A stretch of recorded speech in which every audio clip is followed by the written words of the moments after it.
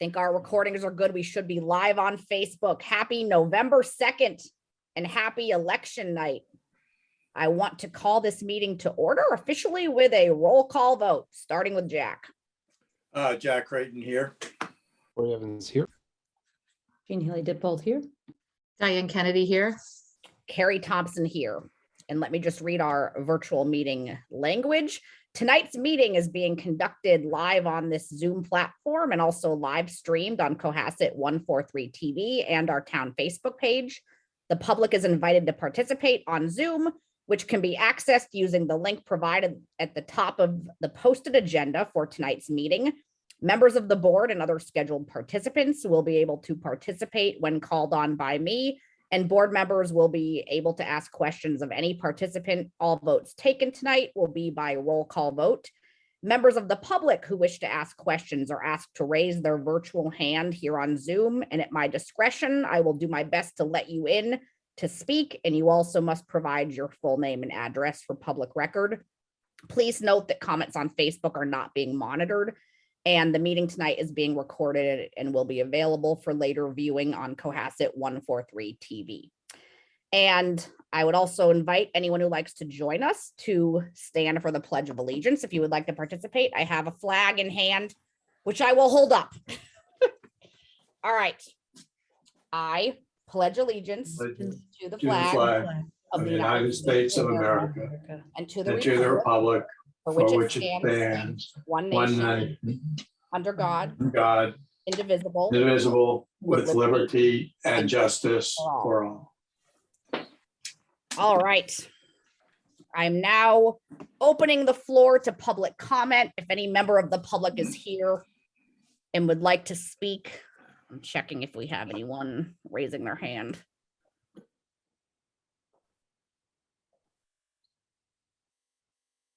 I do not see anyone yet. If someone still wants to, please raise their hand or message me. All right. It has been a trying and tiring and long week for all of us. I want to welcome both of our chiefs here, Chief Sylvia and Chief Quigley. I think we need to start the meeting just by acknowledging how hard of a week it's been and also thank both chiefs for all of your hard work in what has been a really brutal several days. I don't think any of us expected this storm to be as bad as it was. And I know the town got rocked and it was way more destructive than we expected. So I'm really proud of how our town responded. Both of you, Chief Sylvia and Chief Quigley, thank you so much for all your hard work. Chief Quigley, you especially were wonderful on social media. I really want to give you a shout out on that. Your communication on social media was exceptional and I think was really helpful to a lot of people in the town. And I also think this highlights things that we can do better at as a town, including ways that we as leaders and officials can communicate better and figure out things that we can do in the future to not only mitigate these future climate disasters that I think are going to be happening, but also how we can best be in touch with residents of town. So all in all, I think we've learned a lot from this past week, but I wanted to let both chiefs speak and Chris and everyone kind of reflect on what happened. Fingers crossed that we all keep power for the rest of the meeting. Which one of you wants to start?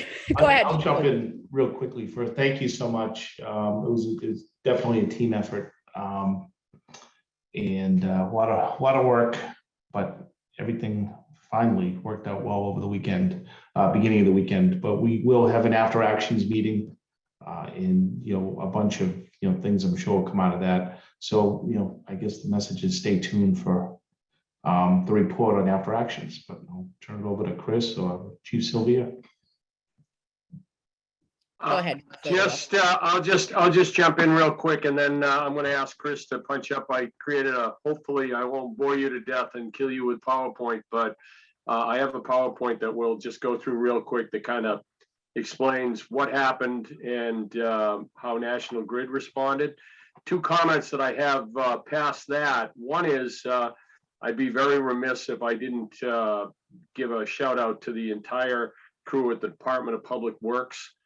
They did yeoman's work during the entire week, whether it was helping National Grid, tree crews, clear streets. Obviously, everybody saw the devastation of the number of trees and the number of blocked roads. So without those folks, we never would have gotten through this. So, Brian, Carl, Boyd, the entire crew at DPW, they put in a lot of long hours, and I think it was, without them, we would have been in a tough shape. And we'll talk about National Grid's response and the fact that they brought tree crews galore, but they don't bring back loaders or backhoes or anything along that line. Just one thing, Chief, before you start, I just, I wanted to recognize DPW as well, and just something that people may not realize is, right from the beginning of the storm rolled in Tuesday night, Yep. in early Wednesday morning. First thing Wednesday morning, 5 a.m. Wednesday morning, we were taking a beating, and DPW got cut off. There's large trees on both sides of the DPW garage, and we couldn't access any of the heavy equipment to start moving things. And we're getting calls. We had one call for a house fire. I was with Chief Sylvia in the middle of Forest Ave trying to figure out what we were going to do, because we didn't have there was no heavy equipment available to move the tree that we needed to move to get the apparatus through there. But they were cut off for hours at DPW. They couldn't access their equipment. Yeah, and we need to figure out ways to not have that happen to us in the future. So looking forward to hearing both your thoughts for future ways to make this easier. And the other comment before I get into the storm itself and the National Grid response, I know there was a lot of other commentary about Verizon and Comcast. One of the things that we need to work on as a community is conversations with them on how they're going to respond to things like these storms. Because to be very honest, here we are a week in, and I haven't talked to a soul from either one of those two organizations in regards to other than an email I got prior to from their so-called statewide liaison. So just something that I know that there was a lot of commentary in social media and everything about people being upset about not having access to their cable or their internet capabilities. So we need to work on that collectively, and that's something we can all talk about as we move forward with this. In addition to that, Chief, are the cell service providers, also Verizon and AT&T, and so it's cable and cell service. I think that we need to have a bigger discussion about. Yeah, that some of those things will be brought up in the after action meeting that Chief Quigley mentioned. Glenn has the contacts with them in regards to the cell sites and so forth. So we'll get back and circle back with them and see if we can strengthen that piece. So with that being said, unless Chief, you've got anything else, I'll just roll through this hopefully quickly. So Chris, if you could go to the next slide. So this is just a very quick timeline on what we saw. So as everybody's aware, the storm began Tuesday night. And by midnight, the entire town was dark. All four main feeds that come into town had gone down. Now, that being said, so wasn't Norwell, so wasn't Situate. I think the only community that had power was Hull. And that's usually the one that doesn't have power. Yeah. So it was, but there's, as I smile and say, there are no trees in Hull. So they didn't have to worry about it. So Wednesday, the storm continued. And as you know, and Chief Quigley's already mentioned, we had serious problems with blocked streets. As he said, the middle of Forest Ave, there was a tree down on each end. So we couldn't even get to Forest Ave. There were a bunch of cul-de-sacs from Stanton Road to Little Harbor Road to multiple others that we couldn't get into. So we were pretty much up against it. And National Grid came in with all of their resources, and they were in what is now being called the public safety phase.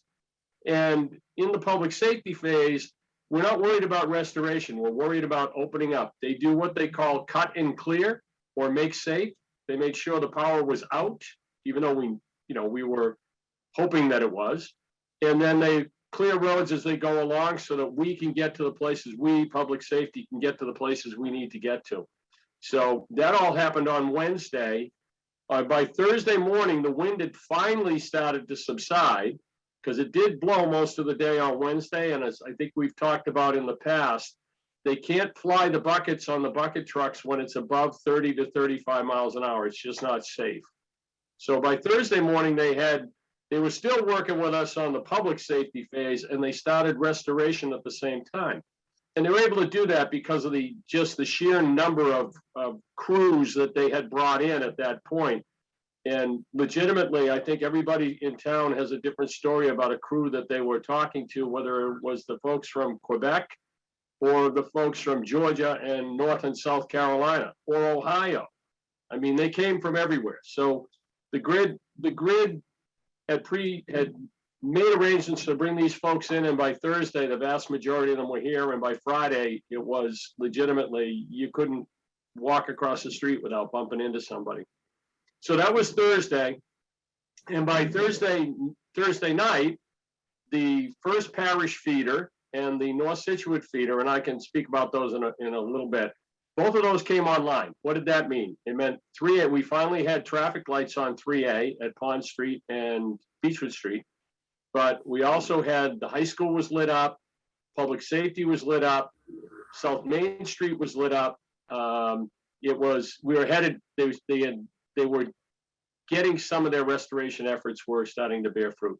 We go to the next slide, please. So on Friday, the public safety phase, and when I say continues, we still had roads that were blocked even 3 days in that we were trying to get to. So that continued. And by the end of the day, the King Street North and the King Street South feeders were both restored, which very simply meant that all of Beechwood was back on for the most part. And that's that Saturday piece that I can speak to. But the King Street North piece meant that everything north and west of the center of town, meaning Forest Ave, Jerusalem Road, parts of Jerusalem Road, that main feeder had been put back in play so that they could then start dealing with the outages that were out in the field. And that's when you mentioned, Kerry, that far end of Jerusalem Road kind of got devastated down around the 700 block. So that was, they had power up to Forest Ave, but that was late coming in. And then Saturday, the last streets in town to get to be restored were up in Beechwood, and it would have been Erin River Road, Flintlock Ridge, Church Street, and Carboni Lane. And they come in from the west end of Situate. We don't have a lot of bearing on how Situate goes about their restoration, so I don't know where these were on their priorities.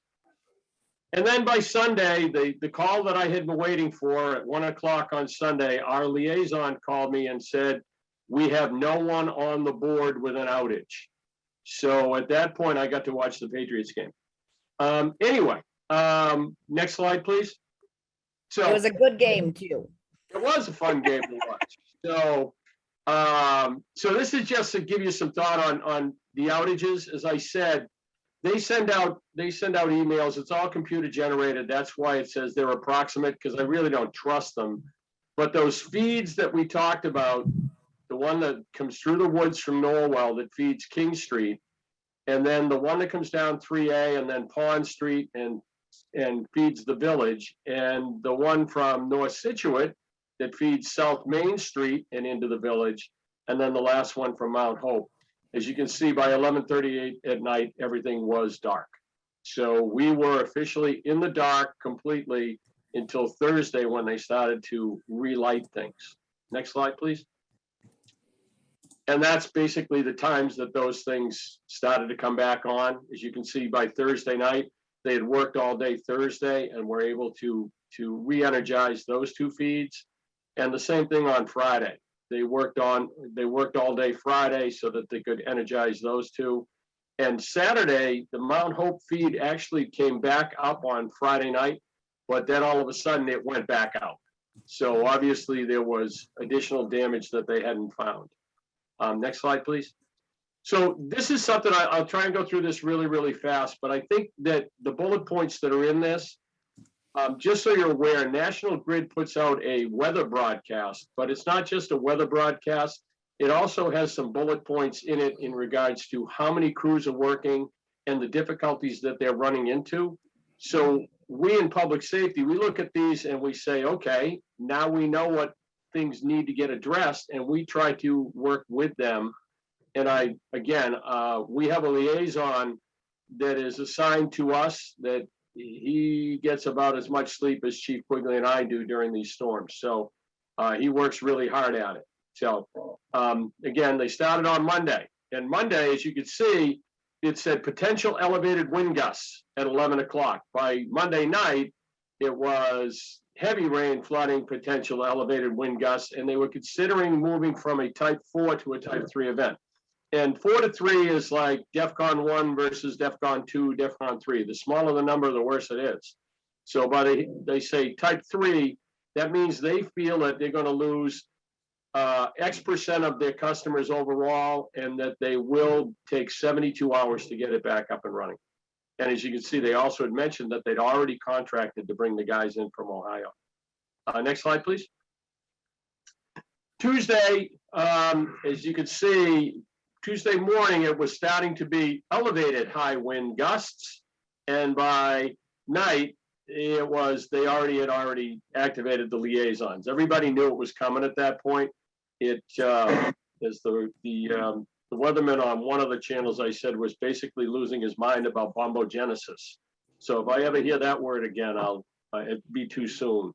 So by Wednesday, obviously it had hit the fan, and these are the kind of things that we were looking at. It was the 60-mile-an-hour plus gusts. They had lost 11 substations and 61 feeders. I mean, they were still trying to assess damage, because at that point they couldn't even fly the helicopter or fly the drones to really do a full assessment. So they were working on everything, but as you can see, there was 150,000 customers across the South Shore platform that were without power. By Wednesday night, they were really starting to see what they were up against. And the big thing there is that you can see 272 external contractors had been brought in at that point. So they were starting to flood the area. And unfortunately, we along the coast took part of the biggest beating from this thing. So they were really flooding our area with these crews. Next slide, please. So by Thursday, as I mentioned, the wind had subsided. You could see that what they were doing, they still had the same number of crews out there, but they were starting to work on restoration. Hence, we already talked about Thursday night, some of the power coming back on. Next slide, please. And Friday, again, as you can see, the magnitude of what they were up against started to show up. And that was when they really started to ramp up again with 370 external line crews and 125 plus tree crews. And the big thing there is at the bottom, 150 damaged telephone poles, or we say power poles, that needed to be replaced. And if you saw any of the work going on down the common when they replaced the one pole that was down there, that was right at the common, it took a crew of 3 trucks all day to replace that pole. So that's the magnitude of what they were up against. By Saturday, as I said, most everything was back up and running. They were down to what we call 1s and 2s, and they were worried about that. Through Chief Quigley's Facebook page and the town Facebook pages, we tried to get the message out that very simply, all the streets had been re-energized. If you didn't have power, you needed to make sure that you were on the board with National Grid. The National Grid Outage Central, the app on a phone, whatever, just to make sure. And it's again, next slide, please.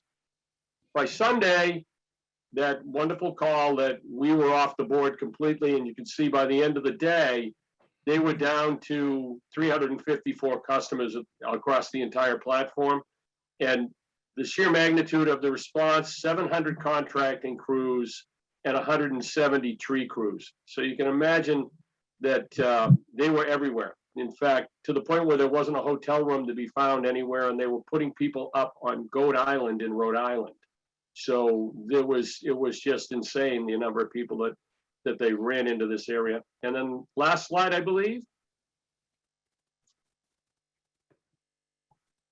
Oops, there it is. By Monday. So by Monday, as you could see, by 7 o'clock Monday night, basically down to 2 people without power. that they were aware of. And by Tuesday morning at 7 o'clock, we were back to normal operations. So that's kind of the timeline. That's everything that went through, and I'm happy to answer any questions that anybody has. That was a great description of the timeline, Chief. Thank you. All right, questions from the board for either of our chiefs. I know we have a lot more debriefing and talking to do about these subjects and plans for how we can do better in future storms, but what are thoughts of the board? Jean? Well, thanks to both the chiefs. I appreciate it. And I do have a lot more thoughts beyond just questions, but if you want to start with questions, I will start with questions. So one of my questions is for Chief Sylvia. Chief Sylvia, are you the required municipal liaison under the Massachusetts reg that the Cohasset has? Like, you're our designated person for Cohasset to interface with National Grid? Is that, it sounds like it. Well, actually, we do this as a group. It would be Chief Quigley, Glenn Pratt, and me. My expertise in this is strictly that I've been doing this for a long time, but I also sit as the chair of the Fire Chiefs Association of Massachusetts Utilities Committee. So I have some connections that other people don't have. And I've kind of got designated as that person to interface with National Grid. Okay, okay, that's helpful as we think about the next agenda item. Yeah, But, I know.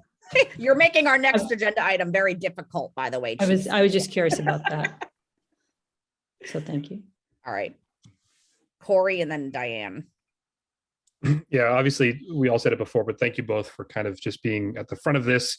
Thank all of your guys for being out there, especially, I mean, Brian's not here, but the DPW guys, again, as Chief Sylvia said, like, this is, everyone thanks the line crews, but I mean, for the line crews to do their job, there's just a lot of brute force that has to happen under terrible, terrible conditions. So obviously, thanks to all those guys. On the communications thing, I think that my question to you guys is basically, even though we had these efforts to go on social and those kind of things, were residents still reaching out to you who hadn't gotten the message? Did you hear from residents that said, hey, I didn't, I got some communication from residents that didn't get the reverse 911. We had some questions about that. Were there other ways that you were surprised that people didn't get your message, and thoughts about different methods for us to start rebroadcasting that stuff? Because sometimes on social, it doesn't really get out as far. So just thoughts on that, if you would.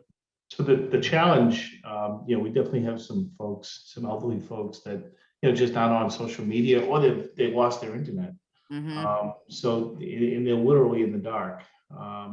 We had family members call dispatch, and we did well-being checks on folks and kept them in touch that way as best we could.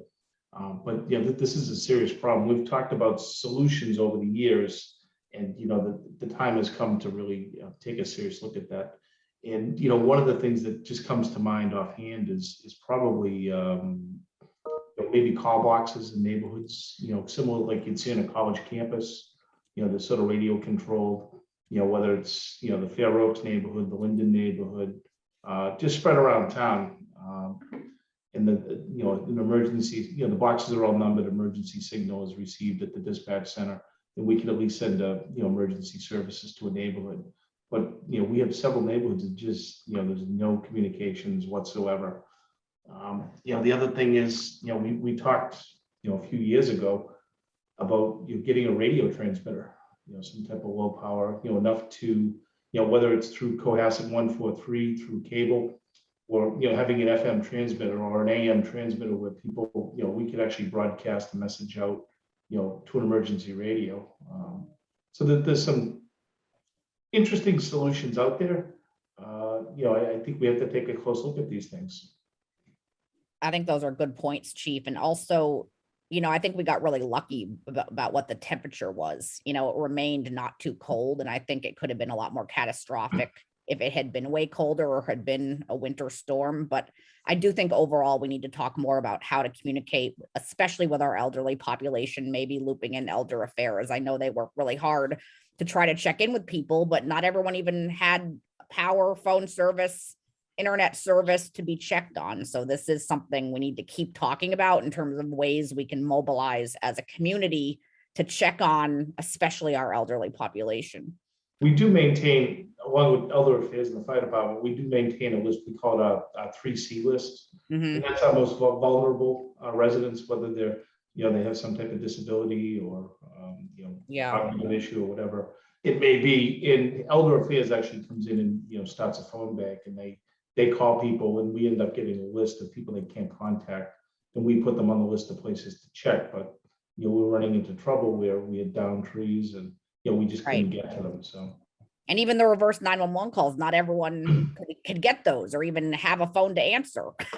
Yeah, Right. I mean, Comcast is, if you look at some Right. of the boxes on the poles, those are run by battery, when Right. the power goes down. So, and we experienced, all the temporary batteries work for a couple days. Once we're north of 48 hours, the train gates come down. Mhm. They go into safety mode, all the train gates get on, and we bifurcate the town. So, one of the other things that comes to mind, we have to decentralize our response. Yep. Whether it's DPW, pre-staging a piece of heavy machinery just somewhere else, whether it's the high school or wherever, just in case the garage gets, blocked again, to move to that initial response. And, in the bigger picture, that's, prime reason, why, we're trapped on Elm Street, both us and the fire department. If it's roll call and we lose access on two ends, we're done. The whole west end of town, we're not getting to 3A in maybe a while. So, we need access to through 3A is the place to be. We Yep. need some type of platform or response center up there. The decentralizing point is really good. And again, a lot to talk about more. Have we scheduled this debrief meeting yet? Has that been scheduled? Everybody's just catching up. We just Okay. All right. Just making sure we didn't have a date on the books yet. All right. Diane, you had your hand up next. No, and I think that whenever the debrief happens, and that's probably likely to start with the internal folks, and of Right. course, thank you to everybody. Elder Affairs were working, and DPW and all of the public safety people. But and then I think because it's one of our goals is communication, I think then once the team, the town team has their after action, maybe then that's where we can pick up and have discussions on communications. And this has kind of already been said, but I have to say it. I live on a street that lost electricity, or my whole neighborhood, obviously. We do not have a cell service. So I didn't even get a cell call. I got the 911 call and it went into text message. So I got the text message and it said, please check social media for updates. So like, if only. I literally haven't been on social media since last Monday because I just can't, and it's still out for some reason. Worse than that, though, is I have a neighbor in the neighboring cul-de-sac who called and left me a very, very agitated voicemail, which again, my phone didn't ring. I couldn't use it. So I got the transcription and it was all broken up because her phone doesn't work either. And they didn't have electricity. Anyway, I went over to their house and talked to them, but they were panicked. They're elderly and they have absolutely no way to call 911 if there was a medical emergency. They were fortunate in that they are mobile enough that they got in their car and they went out of town. On the other side of town, I had a friend who lives in a cul-de-sac with little children and some elderly people on his street. And the chief Sylvia knows this because I talked to him about it. And that was one of the streets that was cut off because a tree fell, and it fell on some wires, and the live wires were there for a number of days. Had my neighbors been on that street, I just can't even imagine the horror. It was horrible for all of us being that choked off. So cell service is something we have to look at. We're not gonna solve climate change, the storms, or the electrical problem in a day. But I do think cell coverage and finding some quick solutions to at least address that a little bit really should be something I think that we can address more quickly than we're going to change, you know, these feeder lines from Norwell or wherever. So anyway, I had to say that was very distressing. I left them a 4-page note. I've since had a couple other calls, but it's scary. I was scary. I felt completely out of touch. But again, I'm mobile. I can get in my car and go someplace. But it's a lot different for older people. So anyway. This is, I mean, Yeah. you can't imagine the number of calls we got from people just in that situation. And it's unacceptable. This is 2021. We're sending civilians into space. I mean, Yeah. how can you not have cell service? It's just Yeah. it's not acceptable. That's the exact analogy. is, I'm like, exactly. we put people in the moon. I mean, Even if, you know, as a stopgap measure, at one point we lost one cell tower in town, and we get a call that the second one that we have in town was on life support and probably going to fail because they're running out of fuel, propane. So, I mean, it's just, I don't know what to say. I mean, I know. The best solution, you know, the best stopgap solution, the thing that's always reliable is one of the, you know, call box, almost like a firebox. It sends out, it doesn't work on cell. I mean, some of them do, you can, but the backup is it sends the equivalent of Morse code to the Shrek, and the Shrek has a receiver, and it taps out a number, and, you know, we know what area to go to, that at least someone in that neighborhood needs help. Yeah, and this is a broader discussion we have to have. I know we all complain about the cell service dead zones in town, and it's annoying on a good day, but under these types of circumstances, it can be catastrophic and really dangerous. So thank you for saying that, Diane. And again, I know we could spend hours just talking about this issue tonight, so we need to keep talking about it because it really is important. Jack, you haven't talked yet, and I'm going to acknowledge you next, and then Jean, and then Corey. You want me to speak now or? Yeah, go ahead. No, okay. By the way, it was very impressive. I went over on Wednesday morning. I heard about the confab of all of our heads of first responders, et cetera, and so on. It was done at the Emergency Operations Center. And it was very heartening, I think, for people in the town to understand that here are these people, and they're around a table, and they're having, in the middle of a crisis, having a very reasoned, thoughtful discussion of the issues, who was doing what, where. There's no histrionics, there was no throwing people under the bus, just the information. And I thought that this crew of, you know, both chiefs were there, and of course, Glenn Pratt has put together an incredible team, and everybody's up, Chris Senior to the head of DPW. And I think the town should be aware that they did come together and a very, very effective demonstration of collaboration and leadership. And the other thing as to what Diane was pointing out, I don't think that is a very difficult thing to put repeaters and boosters around town. This has been an issue for 15, 20 years of dead zones, et cetera, and so on. And for the extent of the public emergency and the crisis for a number of people, from elderly to the very young, imagine if you had a heart attack, imagine if you had a stroke. So I think that this is a priority. And what I like about it is I think it's low hanging fruit. I think we can make as a condition of, you know, allowing use of our town for the cell phone service, whatever the provider, that they do provide these inexpensive boosters strategically placed around town. So there is no dead spot in Cohasset. And I think this is something that we can do. And I think this needs to be in any contract for any utility that needs any town approval, permit, or whatever. The boosters are a good point, Jack. And again, as a main communication goal that we have for our select board this year, I think we can maybe add this in as being part of our broader communication goal. Yeah, not hard to do. I mean, I have to always have communication in my business. I'm in a semi-dead spot, and I got one of them. And very inexpensive. They were kind of rationed. The common folks weren't supposed to know we could get them, but I got one. And I think it can be done. The technology is not new technology. We might have to put a number of them around in dead spots, but I certainly think it's doable. And I think if we learned anything for the past few days, is this is urgent. All right, thank you. Jean?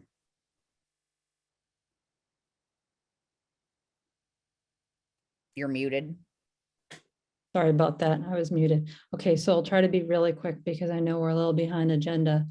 But the one thing in the debrief that I think that we should immediately think about, and I'd really welcome the chief's thoughts and everyone's thoughts on this, but I think we probably, notwithstanding all of the conversation about people not having internet access, a lot of people still do have internet access, and we need a probably more comprehensive storm center approach on our town website. I don't think relying on Facebook is necessarily the best approach. Facebook is Mets now. Facebook could shut down tomorrow. I know. And so I think we need to make sure that we have government information centralized. A lot of people call me about a whole bunch of different things like sewer issues and this issue and that issue. And I think it would be great if we could have the information in one central place, including potentially places for people to submit emergency, like presumably they're going to the police for anything truly emergency, but if it's like a DPW issue, again, just an easier way, because I know people were calling and no one was there because probably they were out working. But I think we need to think that one through. The second thing that I would ask during the debrief is National Grid is a monopoly that's been given power by our government, our state government, to do a whole bunch of things and make a huge amount of money. There are certain rules that come along with that privilege. And a part of that is having accurate communications about outages. I can't tell you the amount of people who contacted me about them being told their power was on and it clearly wasn't. Like in the Jerusalem Road area, clearly not on. They were getting texts, they were trying to figure out what to do, whether their power was on, whether to return. They need to be giving accurate information. That's not something that their crew does. Their crew is not saying the power is on. They know it's not on. And so I think that a part of maybe what we as a town need to consider very quickly, including to get better behavior before the next storm, is to formally contact National Grid and copy their state regulators about them needing to provide accurate, up-to-date information, including about outages. And to the extent there's additional requests that we want in the emergency plan that they need to file with the state. So Chief Sylvia, I know you were referencing some of that. We should press for that, and I'm sure you are, but let's help support you in some formal advocacy, including to the state regulator, to say this needs to happen. We have a lot of trees in our community. They need to bring better equipment next time around if that's an important fix that we need to do. And then the last thing that I would just ask that we do in terms of these further discussions, I think, and maybe this is asked to you, Carrie, is we should probably put at least the communications one on the agenda relatively quick before the winter comes, so we can begin to figure this out. Next meeting agenda for sure. Yeah. And then I think there's a larger item too, where, and I'm sure that this comes up with a lot of big storms, but I do think we need to have all options on the table, including taking a hard look at our approach with respect to municipal independence. And I realize we have the BRIC grant activity out there. I don't think it's going to answer everything. And I think it's good to have all options on the table, because I do think that there's long-term issues, including relying on an aged infrastructure, including with microgrids. And so I do think that this highlights some of the continuing pain points that are only going to get worse with climate change. I agree with you, Jean. I think you brought up really good short-term and long-term goals, especially in terms of communicating with National Grid, because it's not just about communication in this possible game they're playing with sending text that power's back on, possibly to avoid being penalized by the state. I think that we've all seen that might be happening, but also, future plans for cutting back trees and branches and better maintaining our infrastructure. I think the municipal utility conversation is a really important one. I'm not even sure we're legally able to pursue that based on the power National Grid has over us as a town. So we need to be talking about that more. We have to talk to our town council. I think I think there are short-term and long-term things that you just brought up that are really critical. Corey, oh, sorry, go ahead, Chief. No, I was just going to say, Madam Chairperson, that very simply, that thought process along the line of people getting erroneous text messages or emails or whatever the case may be, that was addressed over the course of the weekend as I spoke to the liaison, because it was all computer generated and it's a glitch in their algorithm. So something as simple as that needs to be fixed. Now, the question just becomes, how do you put the pressure on them to fix it? Right. And I think that's where the board has to step in and say, okay, these are our questions. And I step back and say, I don't know the answer to these. And you get the answers you need to get. And maybe you get somebody high enough on the food chain at National Grid to come and try and answer some of your questions. I agree. Let's call them in for a meeting and ask these questions. Yeah, the communication text thing, it might not be, the intent might not be nefarious, Chief, I think, but I see how some of us start to think that, right? When it happens a lot, this isn't the first storm where we've gotten texts saying power's back on after a certain amount of time. It does seem like there's something bigger going on. It might just be a broken algorithm, but you're right. We need someone with a higher pay grade to come in and answer these questions for us. Corey.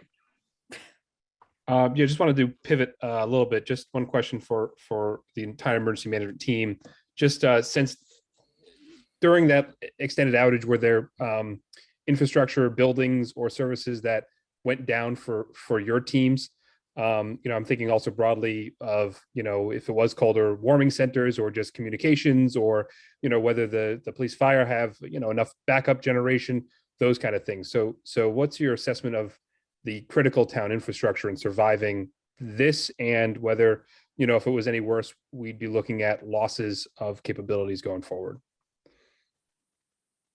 I guess I'll jump in first. Unfortunately, or maybe fortunately, we've had those winter storms where the power has been out for 3, 4, and 5 days. So what we've done with is, as Chief Quigley's already mentioned, we have our after action meetings and we sit down and say, what if? Well, one of the things that came from that is we have a generator contract with a company that if this were a winter storm predicted, we would have brought in generation for the schools, the town hall, for the seniors behind the firehouse, the whole bit. In fact, we did bring it in for there so that we could heat their common room. But there are some things that we have addressed, but there's a lot of things that we haven't. And, when you talk about generation at the police and fire station, we've talked about enough power generation to power all of 60 Elm Street, because unfortunately that's electrical in nature, that's where the heat comes from. And, you've got people that are more fragile than others that are living there, and, 3 days out, they don't have the ability to just pack up and move to a hotel in the city. So, there are items that we should be addressing, and we can, again, hopefully we'll have that conversation during our internal after action meeting, and what can we do better? And as has already been stated here, the good news is it wasn't cold. Yeah. If this was January, we would have been in tough shape. Simple as that. I agree. As far as the police station, we remained with power at the police station. One of the things you have to remember is, what we go to, we modify our shifts. So half the department works 12 hours, the other half works the other 12 hours generally. But the officers have no power at home. So they're relying on the station to charge their radios, their portable radios. And it becomes a challenge with space for, all the officers are issued a radio. They take them home and they charge them. They come to work with the charge radio.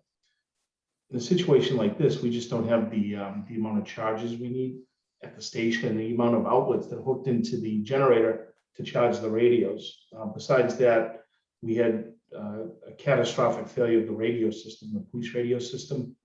Tuesday night into Wednesday morning, we lost communications on our channel 1. So we transferred over to the fire channel. But this has happened before, and we're working with Shrek. I had a meeting for hours this morning with the director and assistant director and some of the other police chiefs in Hingham Fire this morning. We're trying to get to the bottom of things, but again, this is just, these things can't happen. This is critical emergency infrastructure that this has to be addressed. I agree.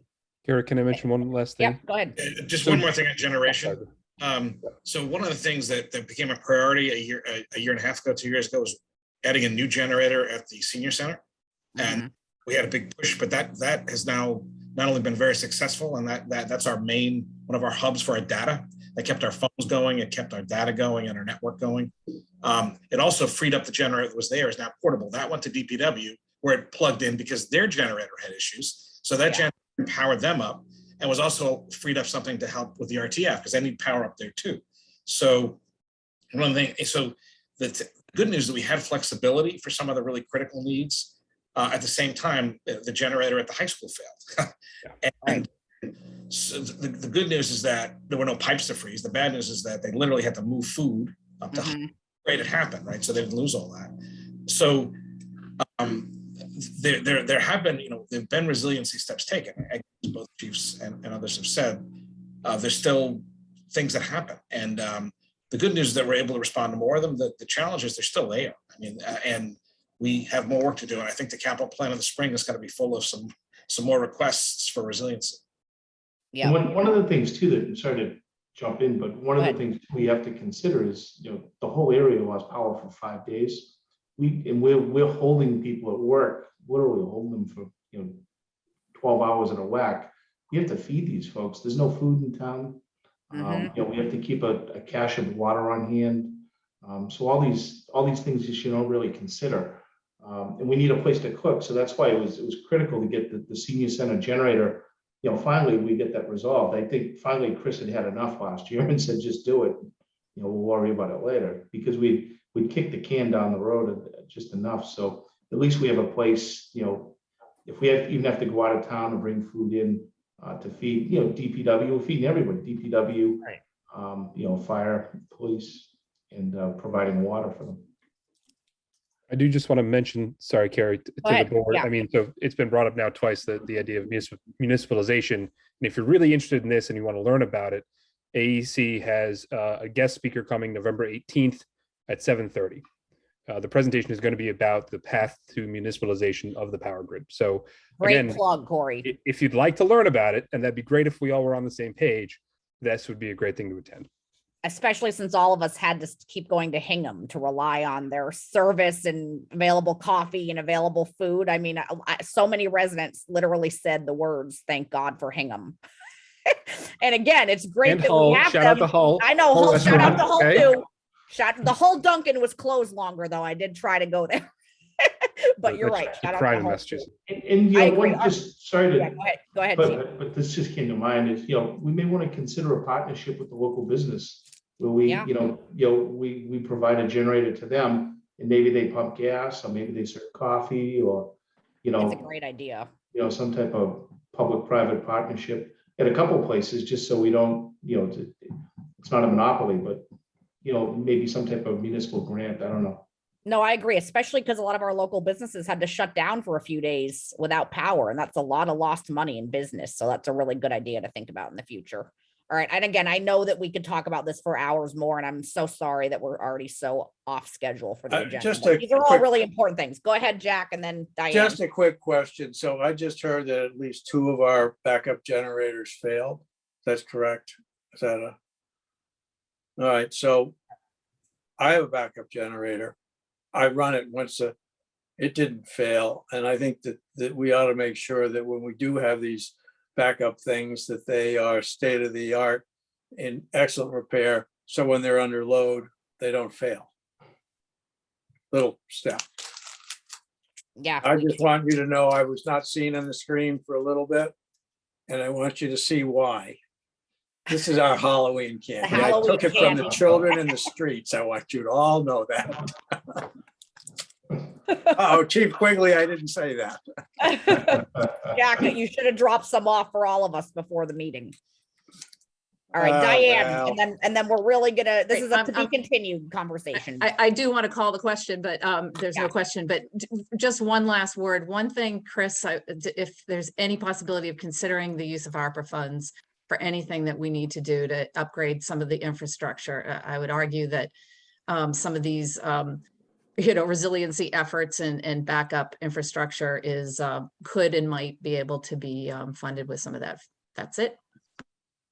All right. To be continued. Thank you, everyone. Thank you, Chiefs. Thank you, Chris, for such thoughtful points for this conversation. Obviously, it's something we're all very concerned about. We've all been personally impacted by. So great initial discussion on this. Let's keep it going. All right. Chief Sylvia has only reminded us now how hard it's going to be to replace him when that day comes, but this is something that we need to be talking about, which is the fire chief recruitment process and overall timeline. So Miriam and Chris would love to hear an update on that. Sure.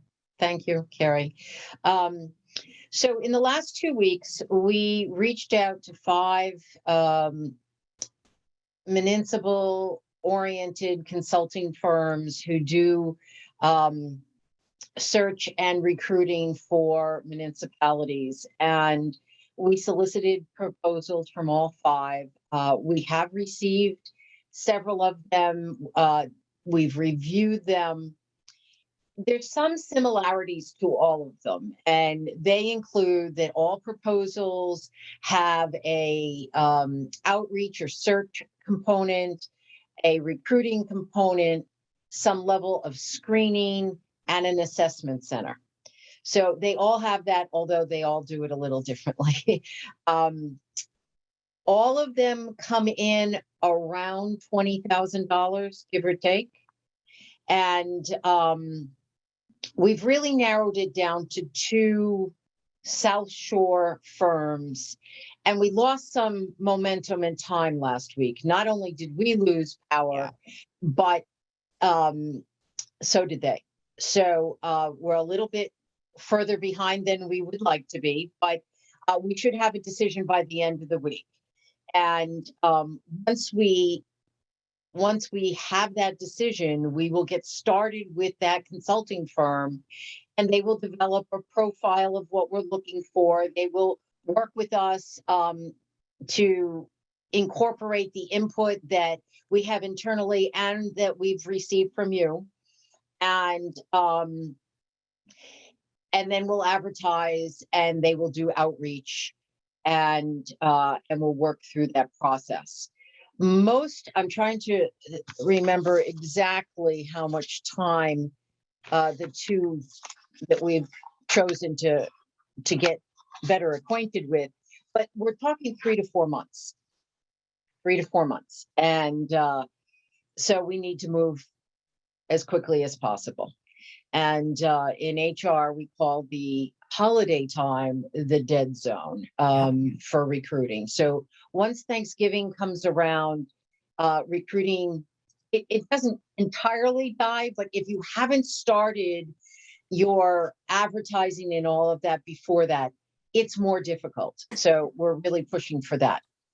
I would also tell you that the 2 that we're considering are Massachusetts based, actually South Shore based, and both have extensive experience with police chief and fire chief acquisition. So they've got a lot of experience and a lot of references doing exactly what we need done. I do want to thank those of you that were able to send us your input and thoughts on the profile, as well as part of the process. If anyone has any additional input that they'd like to send, if you could do that by Friday, that would be helpful. But we will be moving forward on Monday with putting together that profile. So I encourage you, if you have any additional thoughts, to send them directly to me or Chris, and we'll incorporate those into the work we do with the consulting firm. Questions? Thank you, Miriam. Yeah, everyone send thoughts to Miriam if you have not yet. Jack, I see your hand first. Yeah, I was just, I'd be very interested in finding out who these people are so I can contact the applying firms directly. I'd like to just discuss with them. So can you send me, the contact information for them?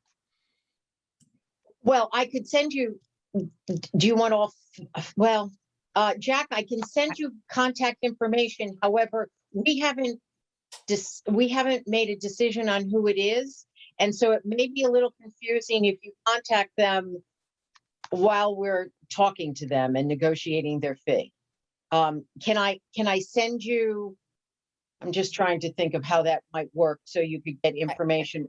I mean, I prefer we communicate as a whole board, Jack, so I'm not sure. Well, I know, I know, but that's not what I asked. I don't see if there's an issue for a select board member to contact a firm and just say, hey, tell me what you are, how you do it. If they choose not to respond, they can choose not to respond. But I mean, that's a kind of an inquiry as to find out how this process is. I don't see it as controversial. I think it's Diane, controversial. This is a procurement procurement of services that needs to go through the town manager. So, and I don't think that any one of us should be involved in this process until much later on. Well, I think you as a can, member, but- as a Okay, member, may I speak? As a member of the select board, I certainly think it's appropriate for me to have some kind of interest and oversight and understanding of what these firms are all about. I want to find out what their culture is and check around. I don't think that is at all involved in the procurement. Right, and I can do that as a citizen anyway. If I may, Go Madam, ahead, Chris. so I do think it would be appropriate to have selected come in front and explain the process. I agree. Right. So under the town charter, it's the town manager's role to be collaboratively in this case internally. And at the same time, I do agree that it's going to be important to be transparent about the process, so people understand what it's all about and all that. So while I think it's problematic to include any individual member or actually any of you in the process of selecting this right now, because that's not how the law works. I do think it's completely appropriate to have a firm in front of you and ask the questions, because I understand, Jack, you want to understand the process. Yeah, no, That's a I totally am legitimate not- thing, and I expect we will do. In fact, we will do that. So we select someone. I'm happy to have them come and explain how the process works, because I think it's That's not Okay. what I was seeking to do. And I am not intending to get involved in the procurement process, which is not within my power to do. So I would clearly not be doing that. But it's certainly for me to be able to speak to the various firms and ask some questions. I just don't think that that's controversial at all. I mean, it's just unilaterally doing that, Jack. We are an elected board of 5. And we're supposed to be a unified front here on hiring procedures. So I'm not hiring. This is not hiring. I may want to find out a little bit about them, find out if they have insights, because I will have to vote on this at one point. So I'm not, and I make it very clear, I do not intend to, nor did I say that I was requesting permission to talk. I was just asking for information. And that I do have the ability to talk to them, but I do not have the ability to procure them. I do not have the ability to negotiate, nor did I suggest that. All right, I mean, this is just basic government oversight. That's all. okay, Not Corey, make it controversial when it doesn't need to be. Corey, I saw your hand up next and then it went down. Are you okay? Diane? No, I just want to say that I think that to whatever extent we have oversight over the process, it needs to be done as an entity, as the board, agree. as the select board. So I do think it's worth bringing in whoever the chosen firm is to us. I will also say from experience in the town manager search, we did have individual select board members go off script and not work within the board and contact one of the search firms, and it really, really screwed things up. So I feel very strongly about this. I think that I want to know too. I want to understand that they're doing the right thing. I want to know that the profile of the town is accurate, because that was also an issue the last time when we were procuring the town manager. So I think we all work as a team and we get the information as a team. We get the information together, and so that's that. Okay, Jean, did you have your hand up again? I've seen a few hands pop up and then go down. Okay. All right. This is not resolved. By the way, I Yeah, thank you, Diane, but you know, there's a kind of this overall, we can't let people ask questions. We need to control this process. And we're just gonna find out what's going on. And because somebody did something in the past, doesn't mean that we have to lock down and have no transparency. And transparency is a cure for government that gets out of hand. Transparency is a posted meeting where we're all getting the same information at the same Right. time as are the public. yeah, I think a board Transparency is member- more than that, Diane, and you know it. Okay, I think a board member unilaterally going and doing something by themselves, though, without any of us knowing, is a complete lack of transparency. We all need to be abreast on what's going on. I just said that and I don't have any authority. I'm not doing it in the name of the board. Am I? Did I say that? No, I didn't. But as a board member, I was very curious why you're so concerned about asking questions. What I'm not is even it? sure how to continue this Ma- ma- conversation right I don't now. think there's any point to continuing it. that's it. Go Let's ahead, move go on. ahead, Chris. No, I was gonna say, Madam Chair, We have a hearing to get to, I know. Yeah, no, so. exactly. I do want to make sure, again, we will make sure that the search firm, and we haven't done this in a long time, right? So it's Right. important everybody understand how the process works. And again, I most certainly will make sure we bring the firm in and people can ask all the questions they want publicly. And I think it's important. At the same time, the processes for selection are designed so there isn't the appearance of undue influence either.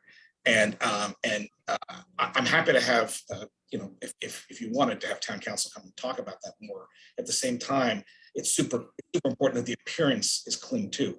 And again, I'm all in on There transparency. is no appearance. Oh, come on, there is Okay. no Look, appearance. of that. respectfully, I'm not going to get into a debate with the select. All right, Yeah. fine. We're Okay. moving I'm on. You have your absolutely opinion. prepared I have to mine. bring the firm Jack, in. Chris is talking.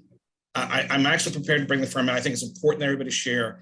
We've been soliciting all of your comments and input on this. It's really important. This is a collaborative process, and it's important that we have the right process to get to the right candidate. So we will be selecting a firm, we'll bring them back, and we'll make sure we have a slot for them to talk. You can ask all the questions you folks want and really explain the process and sketch it out in more detail. Because one of the things that I think that several members want to do, we want to have a nice timeline, whether it's a Gantt chart or something Right. else, that really shows the process so people understand how it's going. And I think it's important for the community. I mean, this is an important, Chief Sylvia is leaving very big boots to fill. And Mhm. also, we're looking into the next, the next generation of firefighting paramedic support. Yeah. Going to require a lot of conversation with the town. So we will come back. Thank you for your time. Thank you, Miriam, for your work on this. And we will be coming back with more information if as early as 2 weeks from now. And the timeline's clearly critical on this too, like Yeah. you were saying, Miriam, based on how long this takes and heading into the holiday season. So I think this definitely needs to be on our next agenda and all of our future agendas as to make sure that we're doing it within the proper timeline. Absolutely. Okay. Thank you, everyone. I feel very badly for the people that have been waiting for way longer than they should have for our hearing. So let's move on to that for our public hearing for extension of premises for Curtis Liquors. I have some language to read here. Okay. The Cohasset Select Board, acting as local license authority, will hold a remote public hearing tonight, Tuesday, November 2nd at 7:15 p.m., which is now 8:04 p.m. virtually to consider the application of Yogi Raj Corporation doing business as Curtis Liquors at 790 Chief Justice Cushing Way for an alteration of premises. The licensed premises is currently 13,480 square feet. They are proposing to add the location next door, which would be adding 5,355 square feet, making the premises 19,195 square feet. Their amended premises will be 1 floor, 7 rooms, no outdoor space with 1 entrance and 2 exits. The public is invited to offer public input and ask questions regarding this application in writing. In advance of this hearing, which some have already done and also can be attending now, which I will recognize if any member of the public is here and wants to be recognized. So I would like to call to open this hearing. for a motion to open? So moved. Second, Second, Second, okay. Roll call vote to open the hearing, starting with Jack. You're muted, Jack, but I think you said aye. Think I was muted. Thank you. Okay, Okay, Corey Evans, aye. Jean Haley Dippledy. Diane Kennedy, I. Carrie Thompson, aye. All right, the hearing is now open. Jim Lampke, welcome. Good to see you. Nice to see all of you and to see that we all weathered the storm. We're still fairly weathering well. it, yes, but good to see you too. I'm glad you weathered it as well. And if you want to just give us a little explanation as our town council. Sure, thank you and good evening. The first license hearing that you have before you, as you've identified, is an expansion of the premises at Curtis Liquors. Under the state alcohol law, it requires local approval. Jen has advertised the hearing for it, which is this evening. I don't know if there's a representative of the applicant in the waiting room I'm or, looking. but the applicant normally would be here to present information on it. Jen provided to the board the summary papers, and you can see in there what the expansion is. And as you correctly described, the existing premises are now also taking over a storefront next door to them, as you're facing the premises to the left of the premises, they're adding on to it. And there's a plan in the paperwork that shows it and also shows what the proposed build out will look like.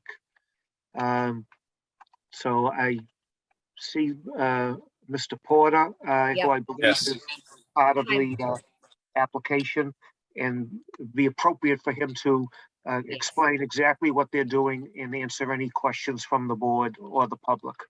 Matt Sure. Porter, welcome. Thank you, Town Council. Thank you, Board. I apologize for being in my car. The earlier hearing took a little bit longer than I anticipated. I have to be home for kids. We understand. We're the ones who are late here for this. So Right, thank so- you for being So here. I certainly apologize for my appearance in the car, but this is, as was aptly described, a expansion of the existing business. So they're going to be taking over the 5,000 roughly square foot space next to Curtis Liquors. There'll be no major changes to the business itself. There's no changes to the operation or the structure of the corporation that owns the store whatsoever. So be taking over roughly 5,000 square feet.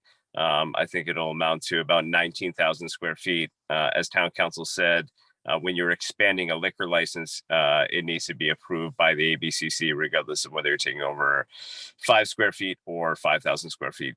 So as a result of that, we're before the board. All the plans are in place. The expansion of lease as an amendment is in place as well. So certainly I can answer any questions the board may have. Okay, thank you for that description. What questions does the board have for Matt or Jim? No questions. All right. All right, that's a good response, Matt. All right, Jim, are there any other points you would like to make? No, I think it's fairly straightforward. If the board approves of this, there should be a motion to approve the application to expand the premises as presented. And it's, as I say, fairly straightforward process. Great, Corey.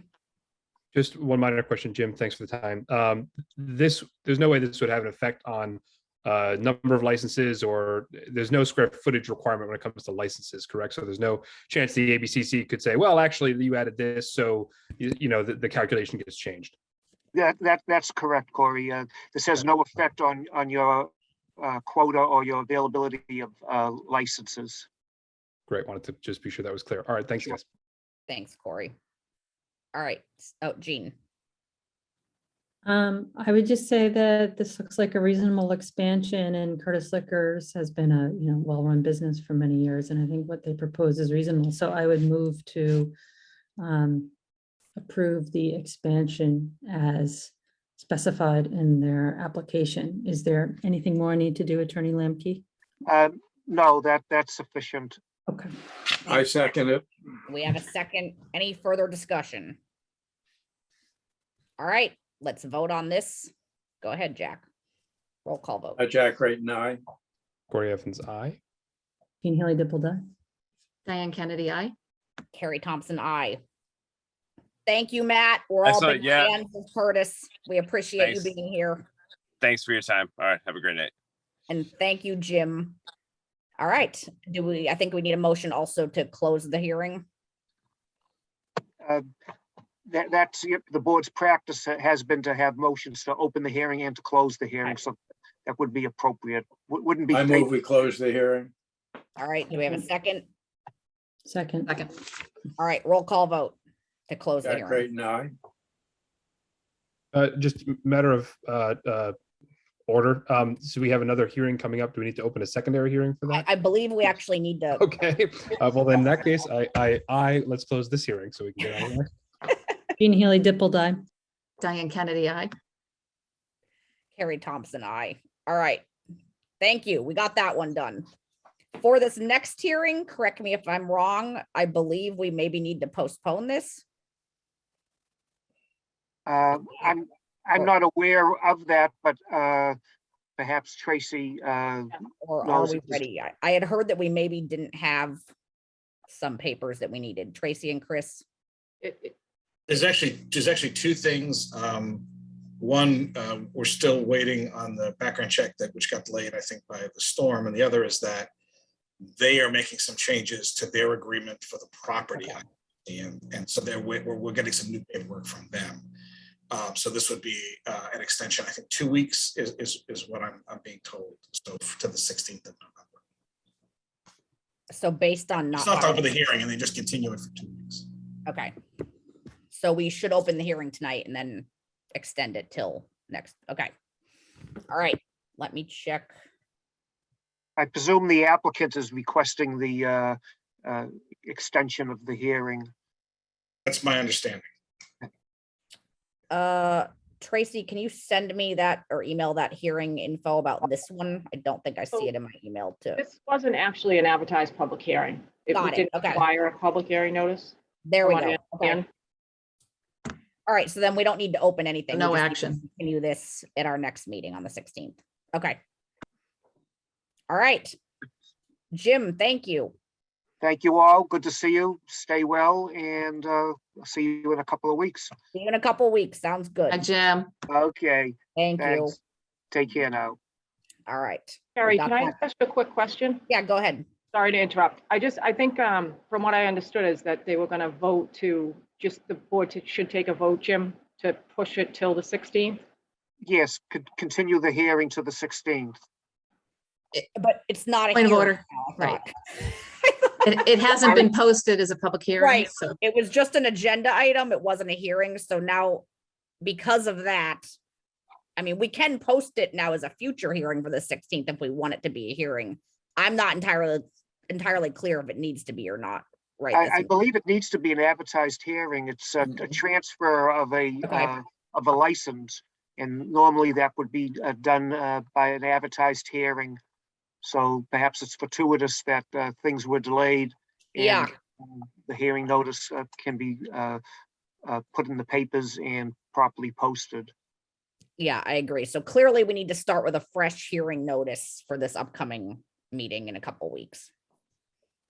All right. I'll speak to Jen and Tracy and Chris, over the next few days about it, just to be sure we're all on the same Okay. page. But Well, and we also want to make sure we can actually get that paperwork in too in the next couple weeks based on whatever those delays are.